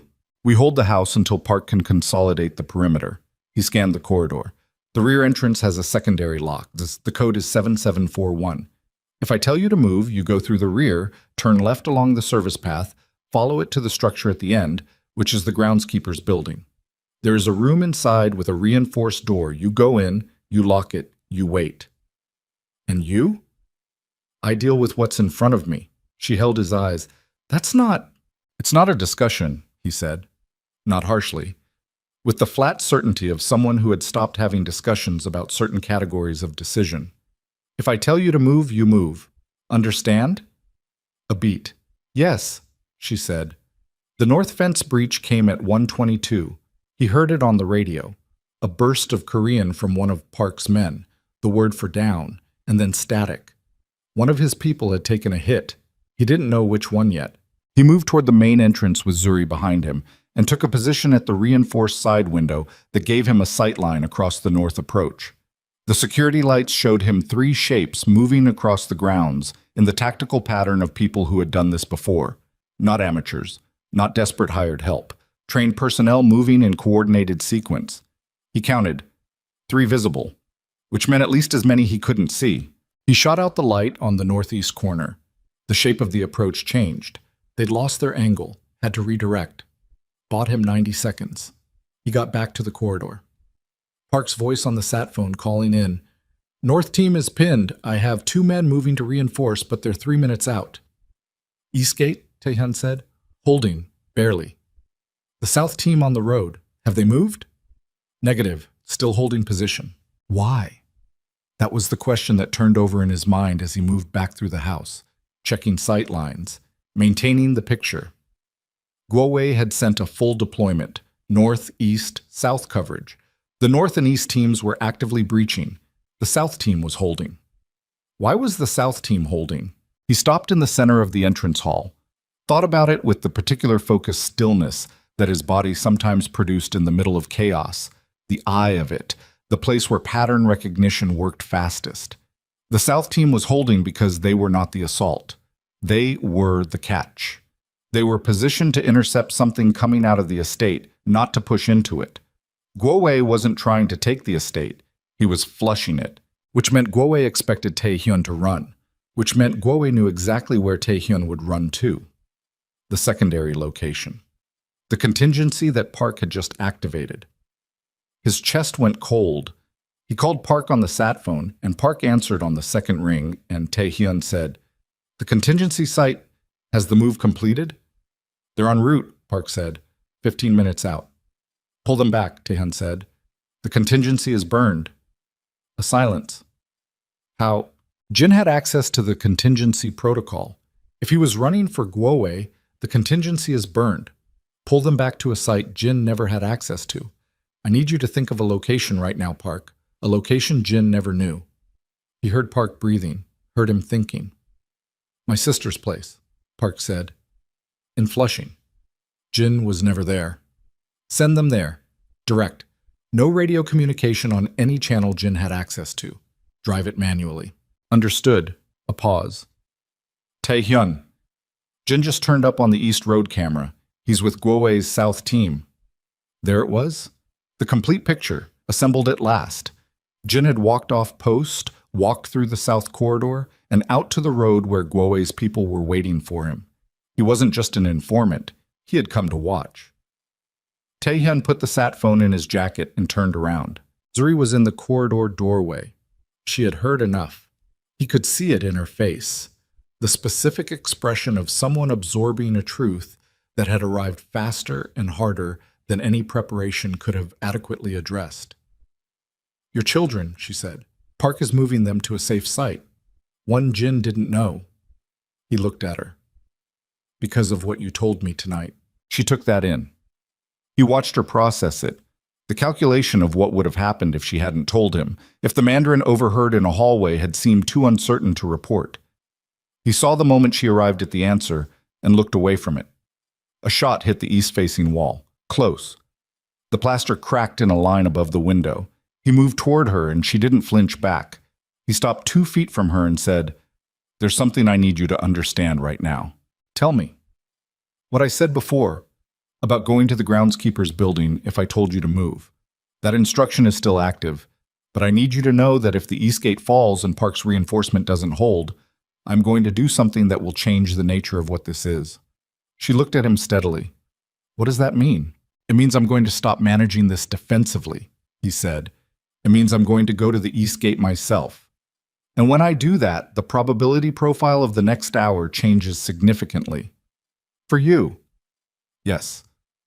And you're telling me this because you deserve to know what you're inside, he said. You asked me that in the garden. I told you the truth then. I'm telling you the truth now. The radio burst. Park's voice, clipped and urgent. East gate is down. They're through. Taehyun looked at Zuri. She held his gaze without looking away, and there was something in her eyes that was not fear exactly, though fear was present. It was something alongside the fear, something that had decided, in the specific way that decisions got made in moments like this, that it was not going to move. Go, she said. I've got the rear. He looked at her for 1 second, one full second, which was longer than the situation technically allowed, and which both of them understood was not about tactics. Then he turned and went to the east gate, and the night opened up into something that neither of them had come to this city expecting to survive. The east corridor was dark. The security lights on the east approach had been taken out systematically, professionally, the way trained people cleared an approach. And he moved through it by memory and by the sound of boots on gravel outside and the specific signatures of a breach in progress. He reached the east door, reinforced steel, holding but stressed, the frame showing the first signs of yielding around the lower hinge, and took position to the left of it and waited. The door came in fast. 2 men through it moving in tandem, the practiced entry of people who expected resistance and were prepared for it. The first took Tae-hyun's elbow across his throat before he'd fully cleared the frame. The second got 3 steps inside before the situation resolved itself in a way that left him on the floor. A third man came through more carefully, having processed the 2-second silence that had replaced the expected sound of his colleagues making progress. He came through low and fast and got Tae-hyun's shoulder as Tae-hyun moved. The impact was hard enough to drive him into the corridor wall, and for a moment his vision compressed at the edges and the firearm went somewhere he couldn't immediately locate, and the man hit him again in the ribs, the specific targeted force of someone who had been told to take this one alive, or as close to it as conditions allowed. Alive. Guo wanted him alive. He processed that information while his body processed the pain and found the calculus clarifying in an ugly way. Alive meant Guo wanted something from him, something operational, information, concession, capitulation, something that required Tae-hyun functional and responsive. And the most efficient leverage for extracting that kind of concession from a man was not the man himself. The third man had him against the wall with a forearm across his throat and a gun pressed under his jaw and was saying something in rapid Mandarin. Instructions, Tae-hyun thought, about not fighting, about compliance. And Tae-hyun was almost listening to it when he heard, from the direction of the rear entrance, a sound that stopped everything in his chest. A door. Impact. Zuri's voice, short, sharp, cut off. Then nothing. The man with the forearm on his throat said, in English now, deliberate and clear, "She's already in the car. You want her to stay the way she is? You come with us." Tae-hyun went very still. The man took that stillness as compliance and eased the forearm fractionally, and in the margin of that fraction, Tae-hyun made a decision that bypassed every protocol and every calculation and every strategic framework he had spent 20 years constructing and moved in a way that was not strategic at all, was pure and violent and brutal and without architecture, the kind of movement that had no name in any training manual because it came from somewhere below training, from the place where a man stopped calculating and started burning. The forearm came off his throat.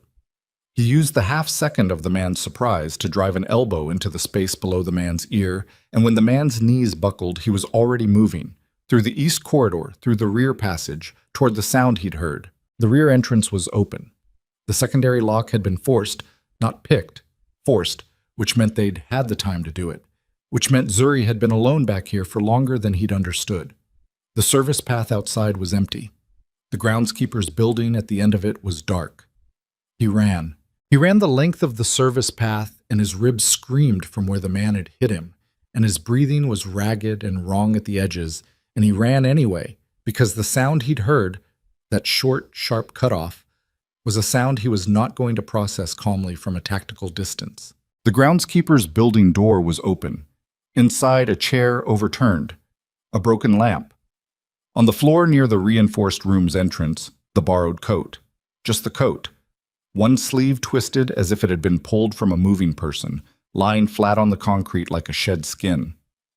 He stood in the doorway and looked at the coat, and his chest did something that had nothing to do with the broken rib he was becoming increasingly certain he had. His sat phone.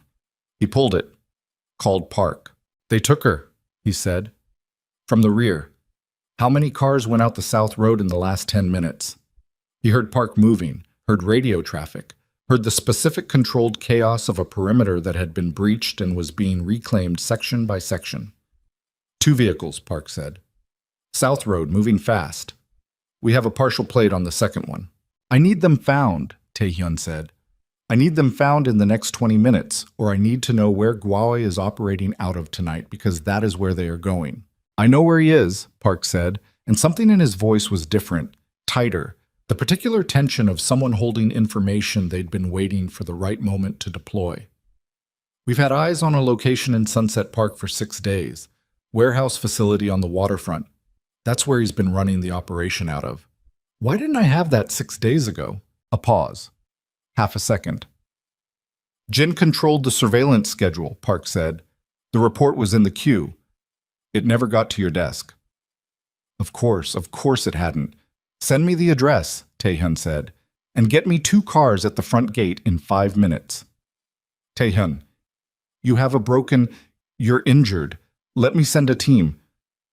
5 minutes, Tae-hyun said, and ended the call.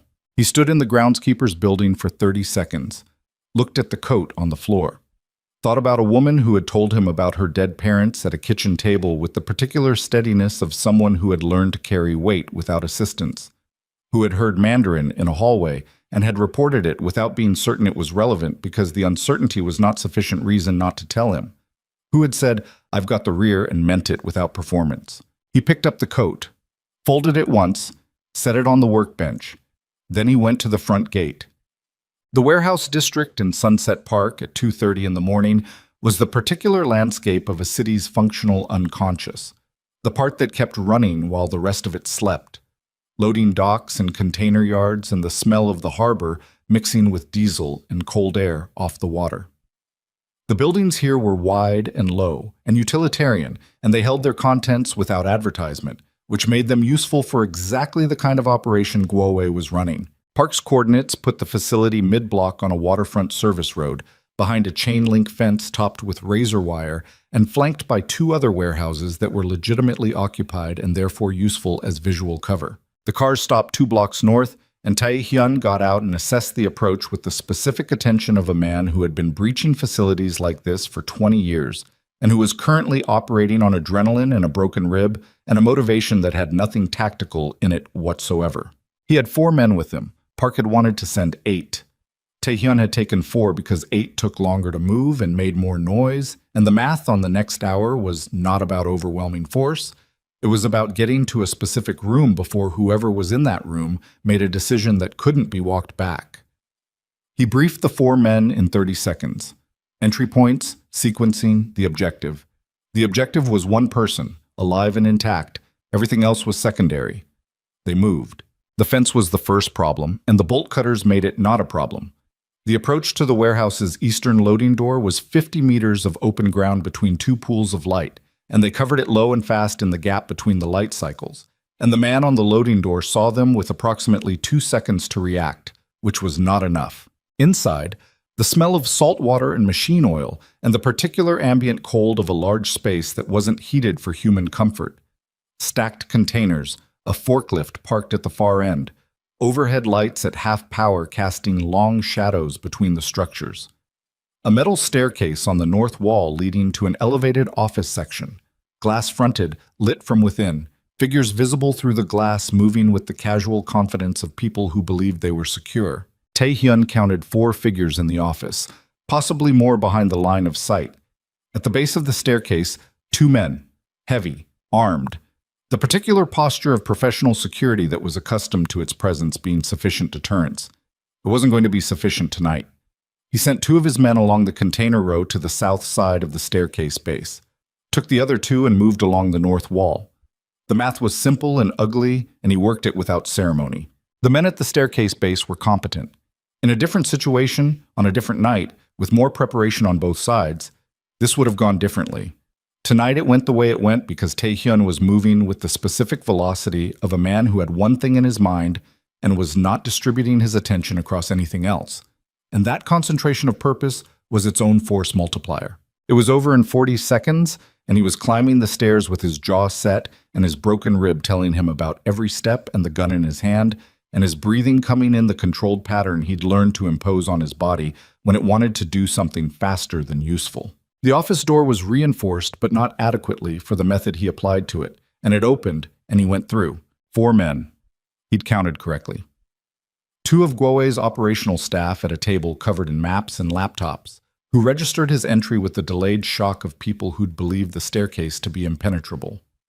A 3rd man, Guowei's head of security, a person Taehyun recognized from intelligence photographs, named Bao, who moved fast, got halfway to a response before one of Taehyun's men cleared the doorway behind him, and the calculation changed, and Shen Guowei himself, sitting at the head of the table in a chair that someone had carried up here specifically for him, which told you something about the man. The insistence on comfort inside operational settings, the refusal to be functionally indistinguishable from his surroundings. He was 60, compact, wearing a suit that was too good for a waterfront warehouse, and wearing it with the complete self-possession of someone who dressed for who they were rather than where they were. He looked at Taehyun coming through the door, and his expression did something that was almost, not quite, but almost, impressed. "You're faster than I expected," Guowei said in Mandarin. "Given the rib." "Where is she?" Taehyun said. In Mandarin, flat and direct as a nail going into wood, Guowei tilted his head slightly. "You came here for her." Not a question, something else. Verification of something he'd hypothesized and was now confirming. "Not for me. Not for the operation. For her." "Where?" Guowei leaned back in his chair. The 2 men at the table hadn't moved. They were watching Bao, reading from him whether this was a moment to act, and Bao was watching Taehyun's man in the doorway and making the correct calculation. "She's in the building," Guowei said. "She's fine. She'll remain fine as long as this conversation stays civil. I'm going to need to see that for myself before any conversation happens." Guowei looked at him for a moment. Then he said something to Bao in rapid Mandarin, a sentence with a direction in it, a room number. Bao moved toward the door, acknowledged Taehyun's man, and the 2 of them went somewhere below while Taehyun stood in the office with his gun and his broken rib in the specific coiled tension of a man waiting for confirmation that the thing he'd come here for was still the way he'd left it. 3 minutes. The longest 3 minutes he'd spent in recent memory, and his recent memory included a lot of difficult minutes. Then he heard footsteps on the stairs. He heard 2 sets, Bao's heavy professional tread, and underneath it, another sound, lighter, the particular rhythm of someone who was moving under their own power, but with a constraint somewhere, something off in the cadence. Zuri came through the door ahead of Bao with her hands free, and her face set in the expression he was beginning to recognize as her default response to situations that were trying to break her. Jaw forward, eyes direct, the absolute refusal to perform distress for an audience. There was a cut above her right eyebrow that had bled down the side of her face and dried, and she hadn't wiped it off, which told him either she couldn't or she'd decided not to bother. She looked at him. The expression didn't change, didn't soften, didn't crack, but her exhale was longer than the ones before it. "You came," she said. "Yes," he said. Not elaborating, not performing it, just the fact. She moved to stand beside him, not behind him, and he noted that without comment. Guowei watched this with the evaluating attention of a man who was still running his own calculations. "You see," he said. "Fine. As I said." He looked at Zuri with the dispassionate assessment of someone appraising a variable. "She's interesting, this woman. When my people brought her in, she asked for a phone. Said she needed to make one call. When they said no, she spent the car ride quietly identifying every detail about both vehicles she could see from her position." He paused. "One of my men found her memorizing the license plate of the second car in the side mirror, not panicking, memorizing. Zuri said nothing. She didn't know if you were coming, Guowei continued. She was building contingencies. Can we get to what you want? Taehyun said. You deployed a full crew against my estate, burned one of my most senior people to run the operation, and you want me here in this room for a conversation. So have it. Guowei folded his hands on the table in front of him. The Northern Corridor, he said. The territory above 28th that your organization has held for the better part of a decade. I want it formalized, documented, a transfer that my organization can reference in any subsequent dispute. You want me to sign over territory, Taehyun said. In exchange for what? In exchange for this building not becoming significantly more complicated. Guowei's eyes moved briefly to Zuri and back. And for certain things I know about your operation's current vulnerabilities to remain between us rather than finding their way to federal ears. There it was. The full shape of it, finally. Not just the territory, the leverage.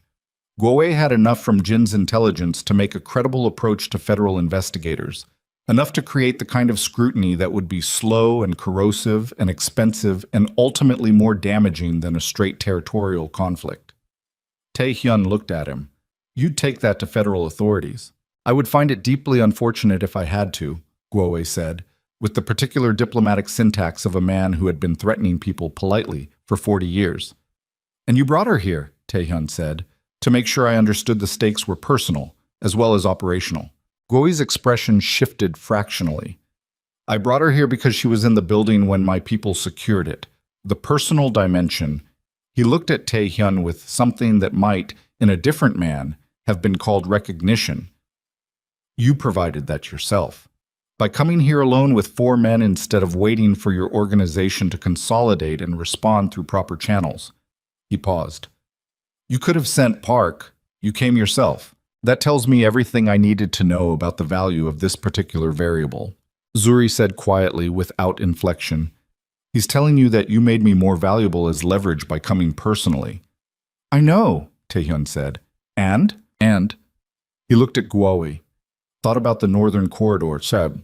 10 blocks of territory that represented a significant revenue anchor for the operation that had taken 4 years to consolidate after the last dispute, that multiple people had taken risks to secure and maintain.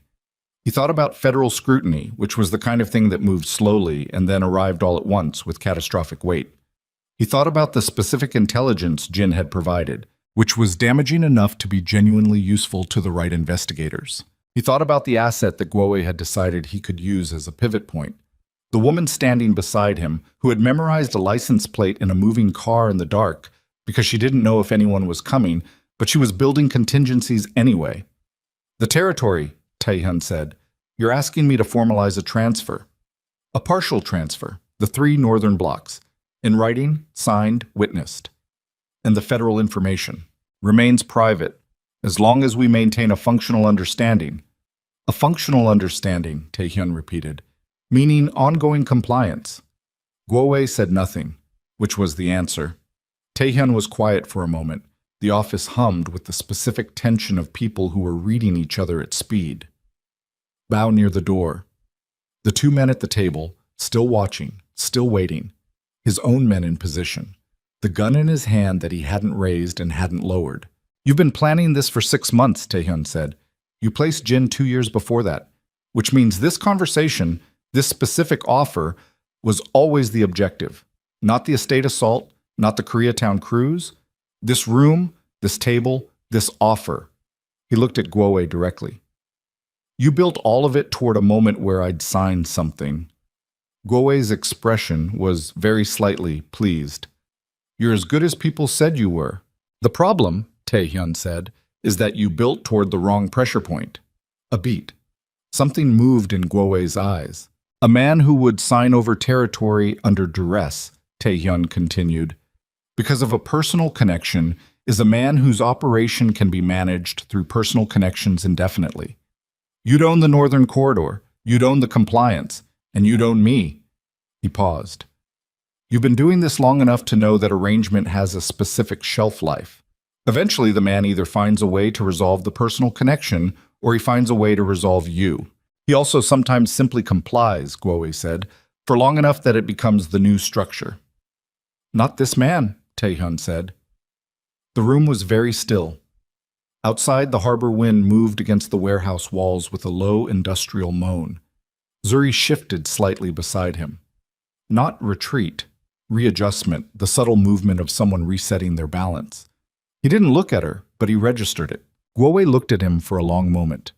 Then he looked at Zuri with the assessing gaze of someone who was recalculating the value of a piece on the board. "She's not afraid," he said. More observation than statement. "She's been in this building for 30 minutes. She's not afraid." "No," Taehyun said. "Most people are afraid." "She's not most people."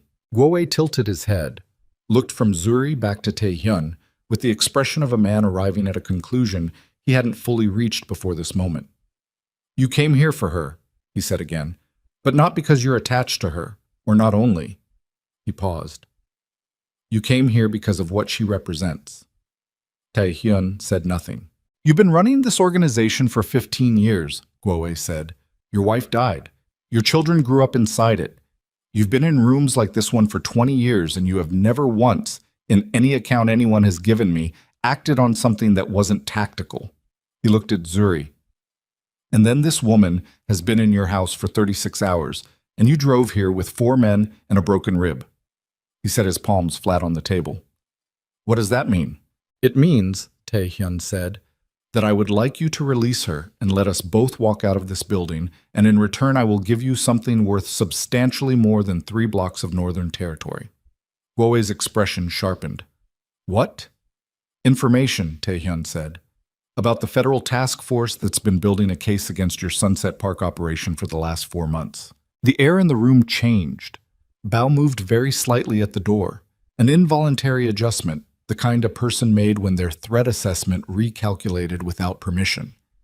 "You don't have that information," Guowei said. "Careful, calibrated." "I had federal scrutiny of my own 3 years ago," Taehyun said. "I cultivated certain relationships during that period that have remained useful. I know the name of the lead investigator on your case. I know the 2 witnesses they've been building testimony around. I know the timeline." He paused. "That information is worth more to you right now than any territory I could sign over, and you know it." Guowei looked at him. The calculation was visible in his face, not the expression itself, which was controlled, but in the quality of his stillness, the way certain men went very still when the math was running fast. "Proof," Guowei said. "You provide verifiable information. I provide the lead investigator's name and one specific detail about the case structure that only someone with actual access could know. You verify it through your own channels. When it checks out, and it will, we have a conversation about the exchange. And until that conversation concludes?" "She walks out of this building right now," Taehyun said. "That's the precondition. Not negotiable, not part of the exchange. Before I tell you anything, she's out." Guowei was quiet for a moment. Outside, the harbor wind shifted, pushed against the east wall, found a gap in the cladding somewhere that produced a thin high note. "If the information doesn't verify," Guowei said, "then you still have everything Jin gave you," Taehyun said. "You're no worse than you were before this conversation." Another silence. Guowei looked at Zuri with the assessing regard of a chess player evaluating a piece he'd decided to release. Then he looked at Taehyun and said, in the particular tone of a man who was making a decision he was not entirely comfortable with but recognized as correct, "She goes." Bao moved away from the door. Taehyun looked at Zuri. She was already looking at him. Her jaw was set, and her eyes had the specific quality they got when she was running calculation, and he could see the conflict in them. The part of her that understood the situation and the part of her that did not want to leave him in this room. "Go," he said. I know what I'm doing," he said. Low, direct. Not reassurance, statement of fact. "Park has people 2 blocks north. Tell them I said to hold their position until I come out." She held his eyes for one moment. That was several things at once, and none of them had names that were useful in this room right now. Then she turned and walked toward the door, and Bao moved aside, and she went through it. And he heard her footsteps on the metal stairs going down, and he tracked the sound of her all the way to the bottom and across the warehouse floor and to the loading door, and then she was outside, and he exhaled once and turned back to Guowei. who was watching him with an expression that was the closest thing to respect that Tae-hyun had seen on his face all evening. "The investigator's name," Guo said. "Special Agent Dana Mercer," Tae-hyun said. "She's running the case out of the Brooklyn field office, not the Manhattan hub, because she thinks your people have a flag on the Manhattan operation. She's right. She's been running it dark for 7 months." He paused. "The primary witness she's building toward is a former logistics coordinator from your Red Hook subsidiary. His name has been changed. He's in temporary housing in New Jersey. You've been looking for him for 4 months." The blood left Guo's face in a specific and visible way, not dramatically. The man was too controlled for drama. But the color shifted and his jaw set and the eyes went to a quality of flat attention that Tae-hyun recognized as someone receiving information that was structurally catastrophic for something they'd believed was secure. "You have the location," Guo said. "I have the location," Tae-hyun confirmed. Guo looked at the table, looked at his hands. "The Northern Territory," he said. "You're not signing anything." "No," Tae-hyun said. "I'm not." "And the federal information on my operation. In exchange for a border agreement. Documented. The Koreatown crews pull back. The expansion north stops. Your operation stays south of 23rd. My operation stays north of it. We maintain that for 3 years with a renewal option." "You're negotiating," Guo said, with something that might have been disbelief and might have been, again, that reluctant quality of recognition. "I came here to get her out," Tae-hyun said. "She's out. Now I'm handling the part that needed handling anyway." He looked at Guo levelly. "You've been in my territory for 6 months. You were going to have to deal with me eventually. I'd rather do it tonight while I have something you need." The room held its breath. Bao at the door, the 2 men at the table, the harbor wind against the walls. Tae-hyun's men positioned, reading him, waiting. Guo looked at him for a long moment with the comprehensive attention of a man taking full measure of another. Then he said, "Bao, get the documentation." And Tae-hyun breathed.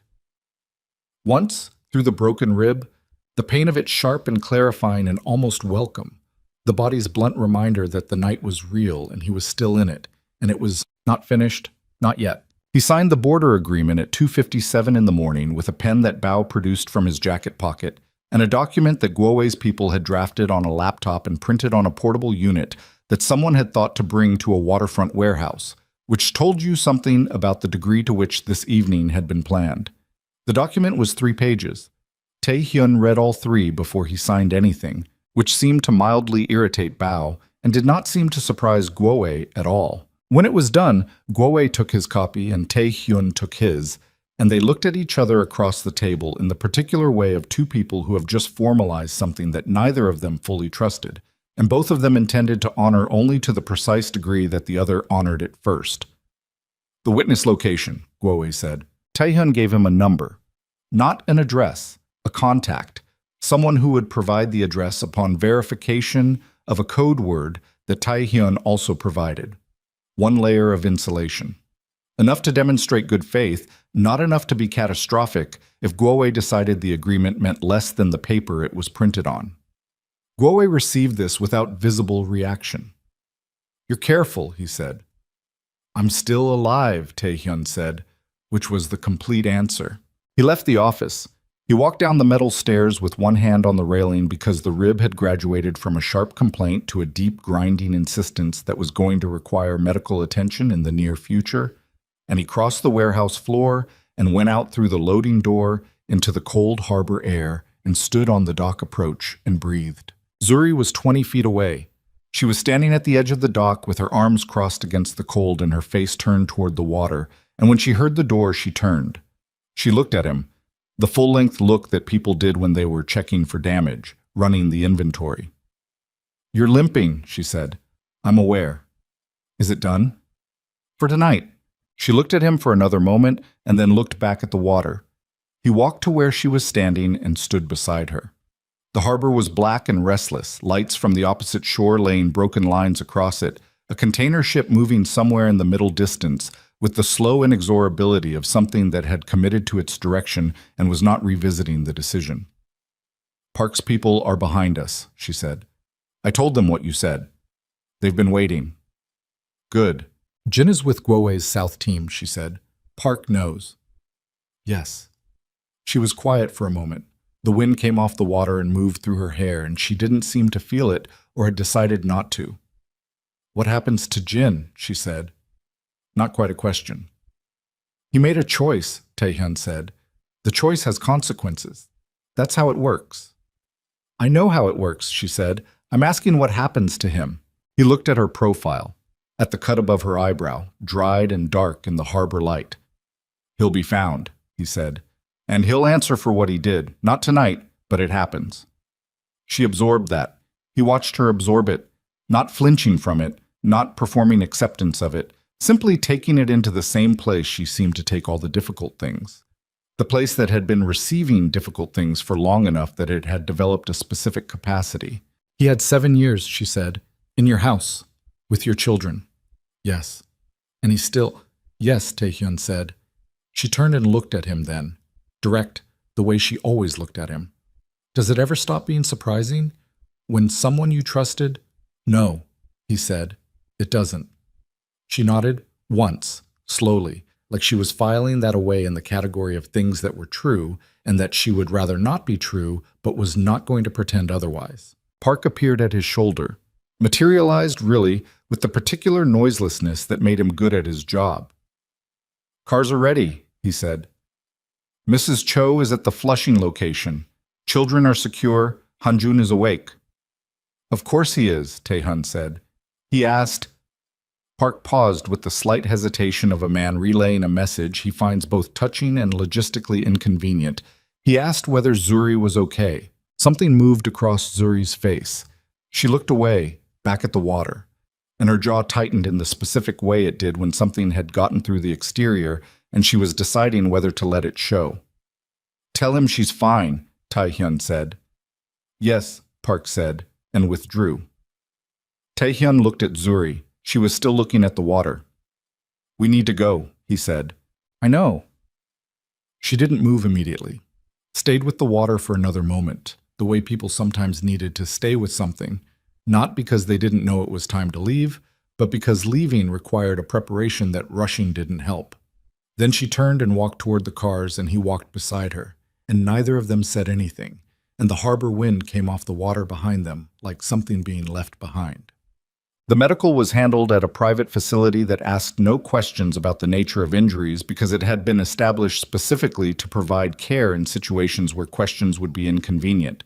A doctor named Yoon, who had been on retainer with the organization for 8 years, confirmed the broken rib, taped it, noted 2 other contusions that were significant but not structural, administered something for the pain that Taehyun accepted with less resistance than usual, because the rib had moved from grinding to the kind of insistent agony that made clear thinking expensive. Zuri's cut required 4 stitches.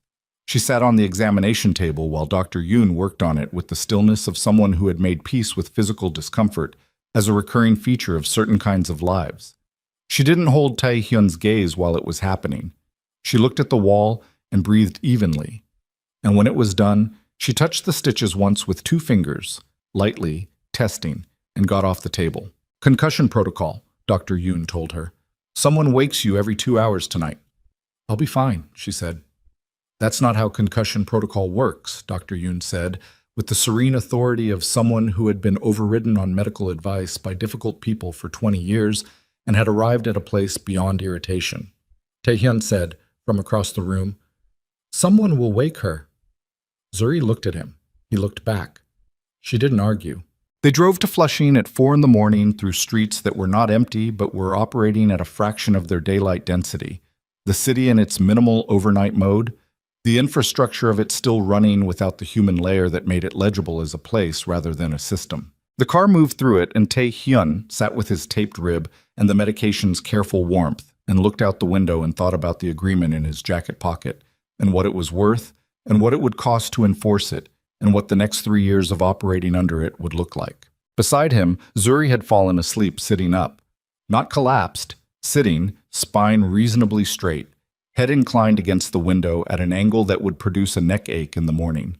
She was breathing through her mouth slightly, the way people did when they'd been running on adrenaline for hours and it had finally metabolized. The stitches above her eyebrow were precise and neat against the dark of her skin, and she looked in the car window light, profoundly and simply exhausted. He looked at her for a moment. Then he looked back at the window. Han-jun was awake, as Park had said. He was sitting in the kitchen of Park's sister's apartment in Flushing. A narrow, bright place that smelled of garlic and laundry detergent. When they arrived, with a glass of water in front of him that he appeared to have been using as a focal point rather than actually drinking. He was still in the school clothes he'd pulled on in the dark 2 hours ago. Mrs. Cho was in the adjacent room with Sua, whose ability to sleep through geopolitical disruption to the household remained, apparently, unimpaired. Han-jun looked up when Tae-hyun came through the door. His eyes went to the rib, to the way Tae-hyun was holding himself, the slight adjustment of posture that pain produced even when you were managing it, and then to Zuri behind him, and the cut above her eye, and then back to his father. "You're hurt," he said. "It's been handled," Tae-hyun said. "Rib. It'll be fine." Han-jun looked at Zuri again. "She's hurt too." "4 stitches," Zuri said from behind Tae-hyun. "I've had worse." Han-jun appeared to consider whether to pursue this medically or let it go. He let it go. "Is it over?" he said, looking at his father. Tae-hyun pulled out the chair across from his son and sat down with the careful deliberateness of a man managing a broken rib and the accumulated weight of a very long night. He looked at Han-jun, at the dark circles under his eyes and the set of his jaw and the particular alertness of a child who had been holding a vigil without being asked to because nobody had told him he could stop. "The immediate part is over," he said. "The rest takes time." Han-jun processed this with the thoroughness he applied to everything. "Woe, we have an agreement. Is it real?" "Real enough for now," Tae-hyun said. "Real enough that he has more to lose by breaking it than by keeping it. That's as real as these things get." Han-jun looked at the water glass. "Jin," he said, quieter this time. "Yes." A silence. Han-jun had known Jin since he was 4 years old. Jin had been one of the fixtures of his life the way certain adults became fixtures, not parental, not instructional exactly, but present, reliably present in the background of things. Tae-hyun watched his son arrive at the knowledge in real time and absorb it with the same self-controlled deliberateness he absorbed everything, the armor of a child who had learned early that feelings needed to be processed on a delay. "Was he always?" Han-jun started and stopped. "I don't know," Tae-hyun said honestly. "I don't think so. I think something changed. People change. Not always like that." "No," Tae-hyun said. "Not always like that." He leaned forward, carefully, rib permitting. "How are you?" Han-jun looked at him. The question, in this household, at this hour, in these circumstances, carried more weight than its 4 words suggested, and both of them knew it. "I'm okay," Han-jun said, which was the answer he gave when he meant, "I'm not okay, but I don't know yet what I am, so I'm using this as a placeholder." Tae-hyun had been receiving that answer for 3 years and had learned not to challenge it in the moment. There was a time for it, and this wasn't the time. "Get some sleep," he said. "We'll talk more in the morning." Han-jun stood, picked up the water glass, started toward the hallway, and then stopped, and without turning around said, "I'm glad she's here." Tae-hyun looked at him. "Go to sleep, Han-jun." His son went. Tae-hyun sat in the kitchen alone with the fluorescent light and the smell of garlic and the agreement in his jacket pocket and the rib and the weight of everything the night had been. He sat with it the way you sat with certain things, not solving them, not processing them toward a conclusion, just being in the same space with them and letting them be as large as they were. Zuri appeared in the kitchen doorway. She had the borrowed coat off and the concussion tiredness in her eyes, and she looked at him sitting in the kitchen in the 4 a.m. quiet and said, "You should be sleeping." "So should you." "Someone has to wake me every 2 hours," she said. "Doctor's orders." "Mrs. Cho will do it." Mrs. Cho is 63 and has been awake since midnight managing 2 children in a crisis relocation. She pulled out the chair Han-jun had vacated and sat down. "I'll stay up for a while." He looked at her. The stitches. The exhaustion. The particular quality of her stillness, which was not peace exactly, but was something that lived adjacent to it. The stillness of a person who had been through something and had come out the other side and was now in the strange aftermath space where the body was still running, the emergency protocols, and the mind was starting to understand they weren't necessary anymore. What Guo said, she said, in the warehouse, that you came because of what I represent. He was performing analysis, Taehyun said. Was he wrong? Taehyun looked at the table. No, he said. He wasn't entirely wrong. She was quiet for a moment. What do I represent? He considered how to say it. He was not, by nature or by training, a man who said things like this, who located the language for the interior of a thing and delivered it directly. He dealt in the exterior, the operational, the factual. The interior was a place he had learned to manage by not spending too much time in it. But it was 4 a.m, and he was medicated and his rib hurt, and the woman across the table had stitches above her eyebrow and had memorized a license plate in a moving car in the dark on the off chance that it might be useful to someone who might or might not be coming, and the least he could do was try to say the true thing. The possibility, he said, that things don't have to remain the shape they've been. She looked at him across the kitchen table. Her hands were flat on the surface, one on each side of where Hanjun's water glass had been, and she was looking at him with the full directness that was her default setting and that he had come to understand was not aggression, but simply the absence of the protective indirectness that most people maintained as standard courtesy. You've been running this thing for 15 years, she said, and you've been alone inside it for 3. Yes. That's a long time to be alone inside something that big. Yes, he said. It is. She looked at her hands. I've been alone for longer, she said. It's a different kind of alone because the thing I was inside wasn't a power structure. It was just my life, which sounds smaller but isn't necessarily. No, he said. It isn't. She looked up at him. I don't know what I'm doing here, she said. I want to be clear about that. I don't have a plan. I don't have a story about what this is or where it goes. 3 days ago, I was sleeping on a friend's couch, and now I have stitches from a man I'd never heard of before Tuesday, and I watched you negotiate a territorial agreement with a crime lord at gunpoint, and I don't... She stopped, exhaled. I don't have a framework for this. Neither do I, he said. She looked at him. That's not reassuring. I know. He looked at her steadily. But it's true, and I think you prefer true to reassuring. A moment. Then the corner of her mouth moved. Not quite a smile. Something more reluctant and more real than a smile. The specific expression of someone who has been accurately seen and doesn't quite know what to do with it. Yeah, she said. I do. The kitchen was quiet. Somewhere in the apartment, Soo-ah made a small sleep sound, audible through the wall, the half-conscious noise of a child shifting in a strange bed, and then silence again. I'm going to restructure the organization, Taehyun said. She looked at him. Not tonight, he said. Not this month. But it's been something I've been building toward for 2 years, and tonight... He paused, the right word not immediately available. Tonight made certain things more clear than they'd been. He looked at the table. The legitimate businesses are real. The security and logistics operation generates revenue that exceeds what the other side produces. The other side has become what it became because of momentum. Because stopping something that large requires a specific kind of resolve that I had been postponing. But what changed tonight? She asked. Not leading him, genuinely asking. He looked at her for a moment. Guo said I came to that warehouse because you represent the possibility that things can be different, he said. He meant it as an analysis of a weakness, but he wasn't wrong about the possibility. He looked at his hands. I don't want my son to inherit this, the way it is. I don't want Soo-ah to grow up counting security lights and memorizing emergency protocols. He paused. I've known that for 2 years. Tonight I stopped having the option of postponing it. Zuri was quiet.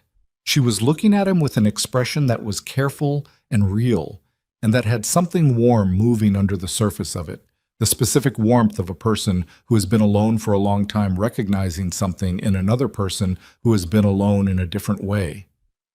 That's going to be hard, she said. Restructuring something like that. Yes. You'll have resistance from inside. Yes. Ryu, she said. He looked at her. She had absorbed more about the organization's internal dynamics in 3 days than most people managed in months. Among others, he said, "But you'll do it anyway." "Yes," he said, "I'll do it anyway." She looked at him for a long moment. Then she said, "I want to do something when things stabilize. I want to establish something, a resource center. Women who've been in situations like the one I was in before Tuesday, housing instability, trafficking exposure, domestic situations. I did that work for 8 years and I know how to do it." She held his gaze. "I'm not asking you to fund it with anything that comes from—" "I have legitimate holdings," he said. "The foundation structure is already in place for charitable work.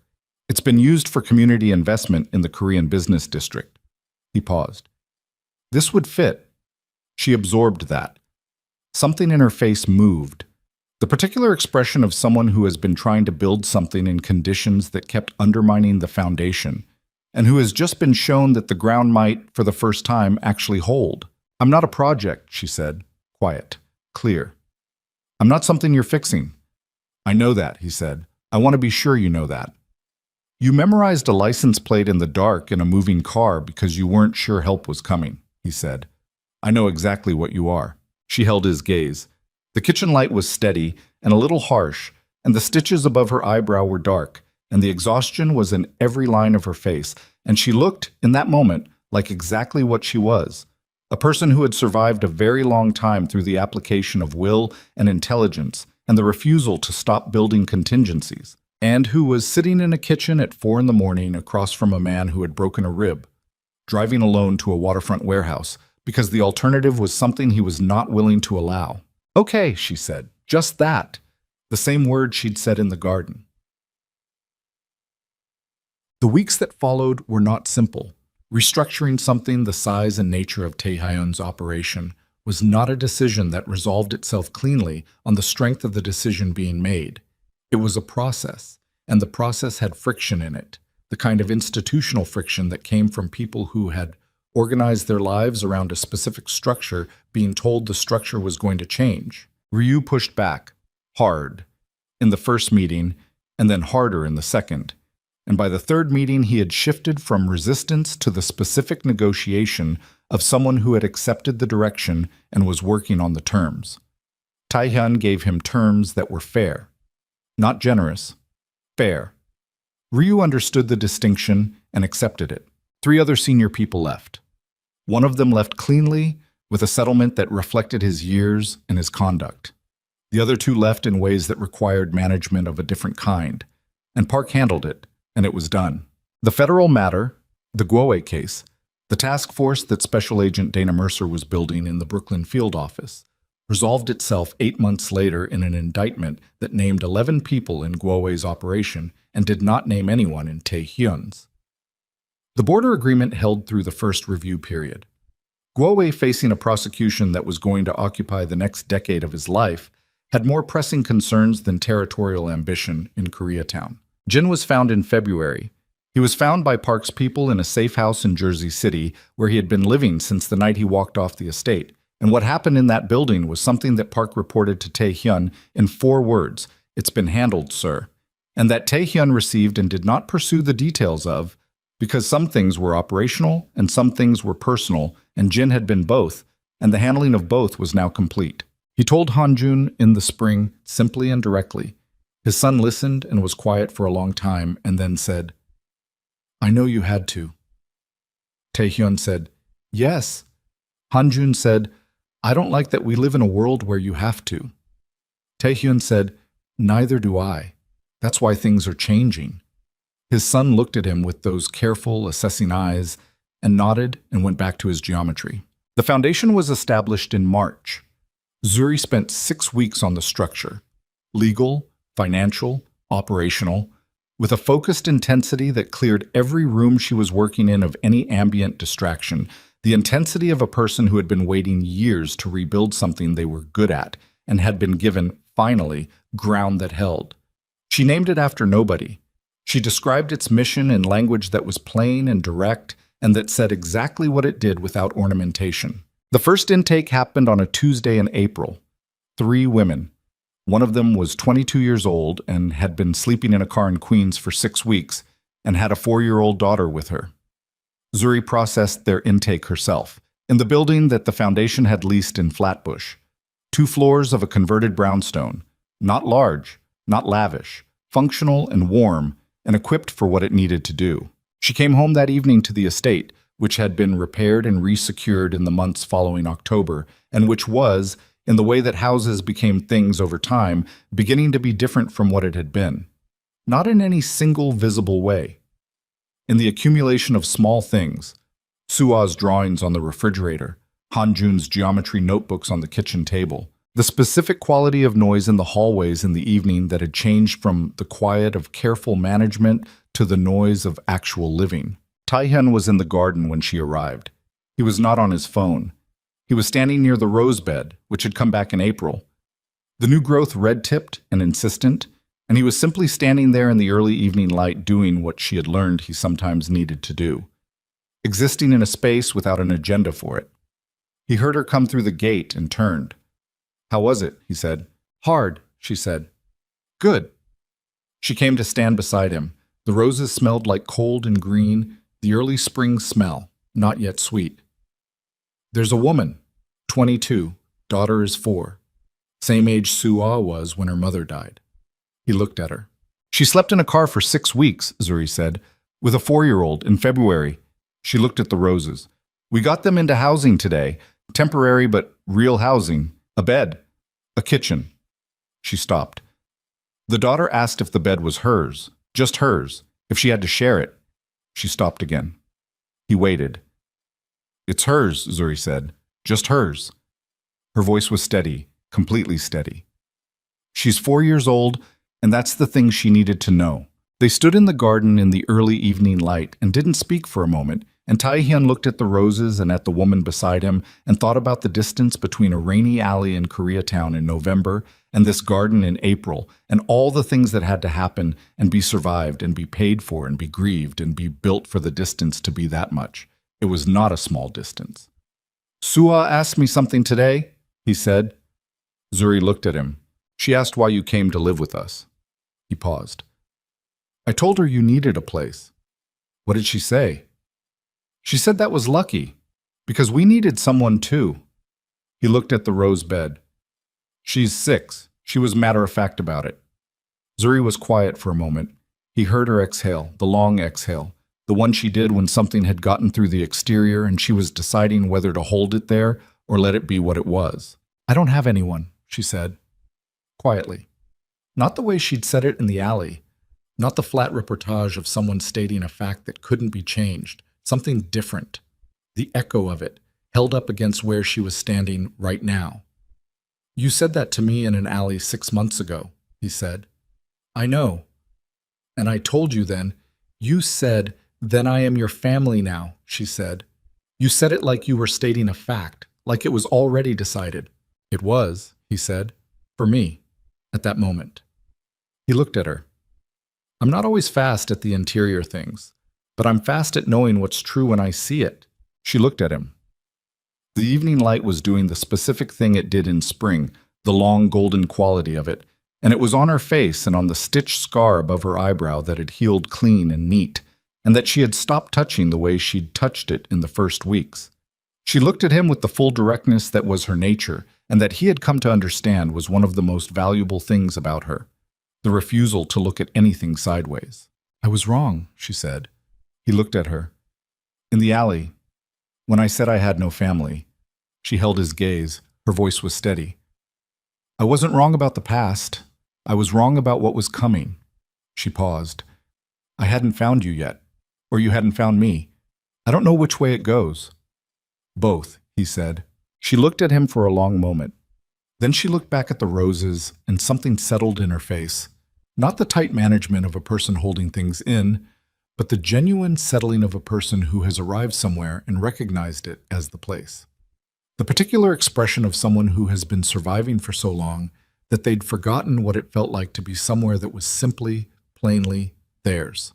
From inside the house came the sound of Sua at full volume, some crisis of the domestic variety, the specific pitch that indicated either Hanjun had been unfair about something or dinner was not proceeding on schedule. Hanjun's lower voice underneath it, the weary elder sibling register that he was still too young to use without it being slightly heartbreaking. Mrs. Cho's answer to both of them, patient and final. Zuri's mouth moved, not the reluctant, almost smile she'd given him in the kitchen in Flushing. A real one. The whole thing, unmanaged, and it changed her face entirely, opened something in it that the months of careful survival had kept shuttered, and he looked at it and thought about Guo saying, "She's not afraid," like it was a remarkable property, and thought that fear was the wrong frame entirely. She wasn't fearless. She was something harder than fearless. She was someone who had been afraid many times and had kept moving anyway, who had built contingencies in moving cars, and stood beside men in warehouse offices and started resource centers with 3 women and a 4-year-old in a converted brownstone, who had walked into a stranger's car in the rain because the alternative was running out of alternatives. "We should go in," he said. "We should go in," she agreed. She turned toward the house. He walked beside her across the garden, through the late spring evening, toward the noise and the light of a household that was currently generating a low-level domestic dispute over dinner, and that was, in all the ways that actually mattered, full. At the door she stopped and looked back once, at the garden, the roses, the last of the evening light going out over the wall, with the expression of someone confirming a coordinate, noting where they were, so they could find their way back to it. Then she went inside, and the door closed behind them both, and the garden was quiet, and the roses stood in the last of the light.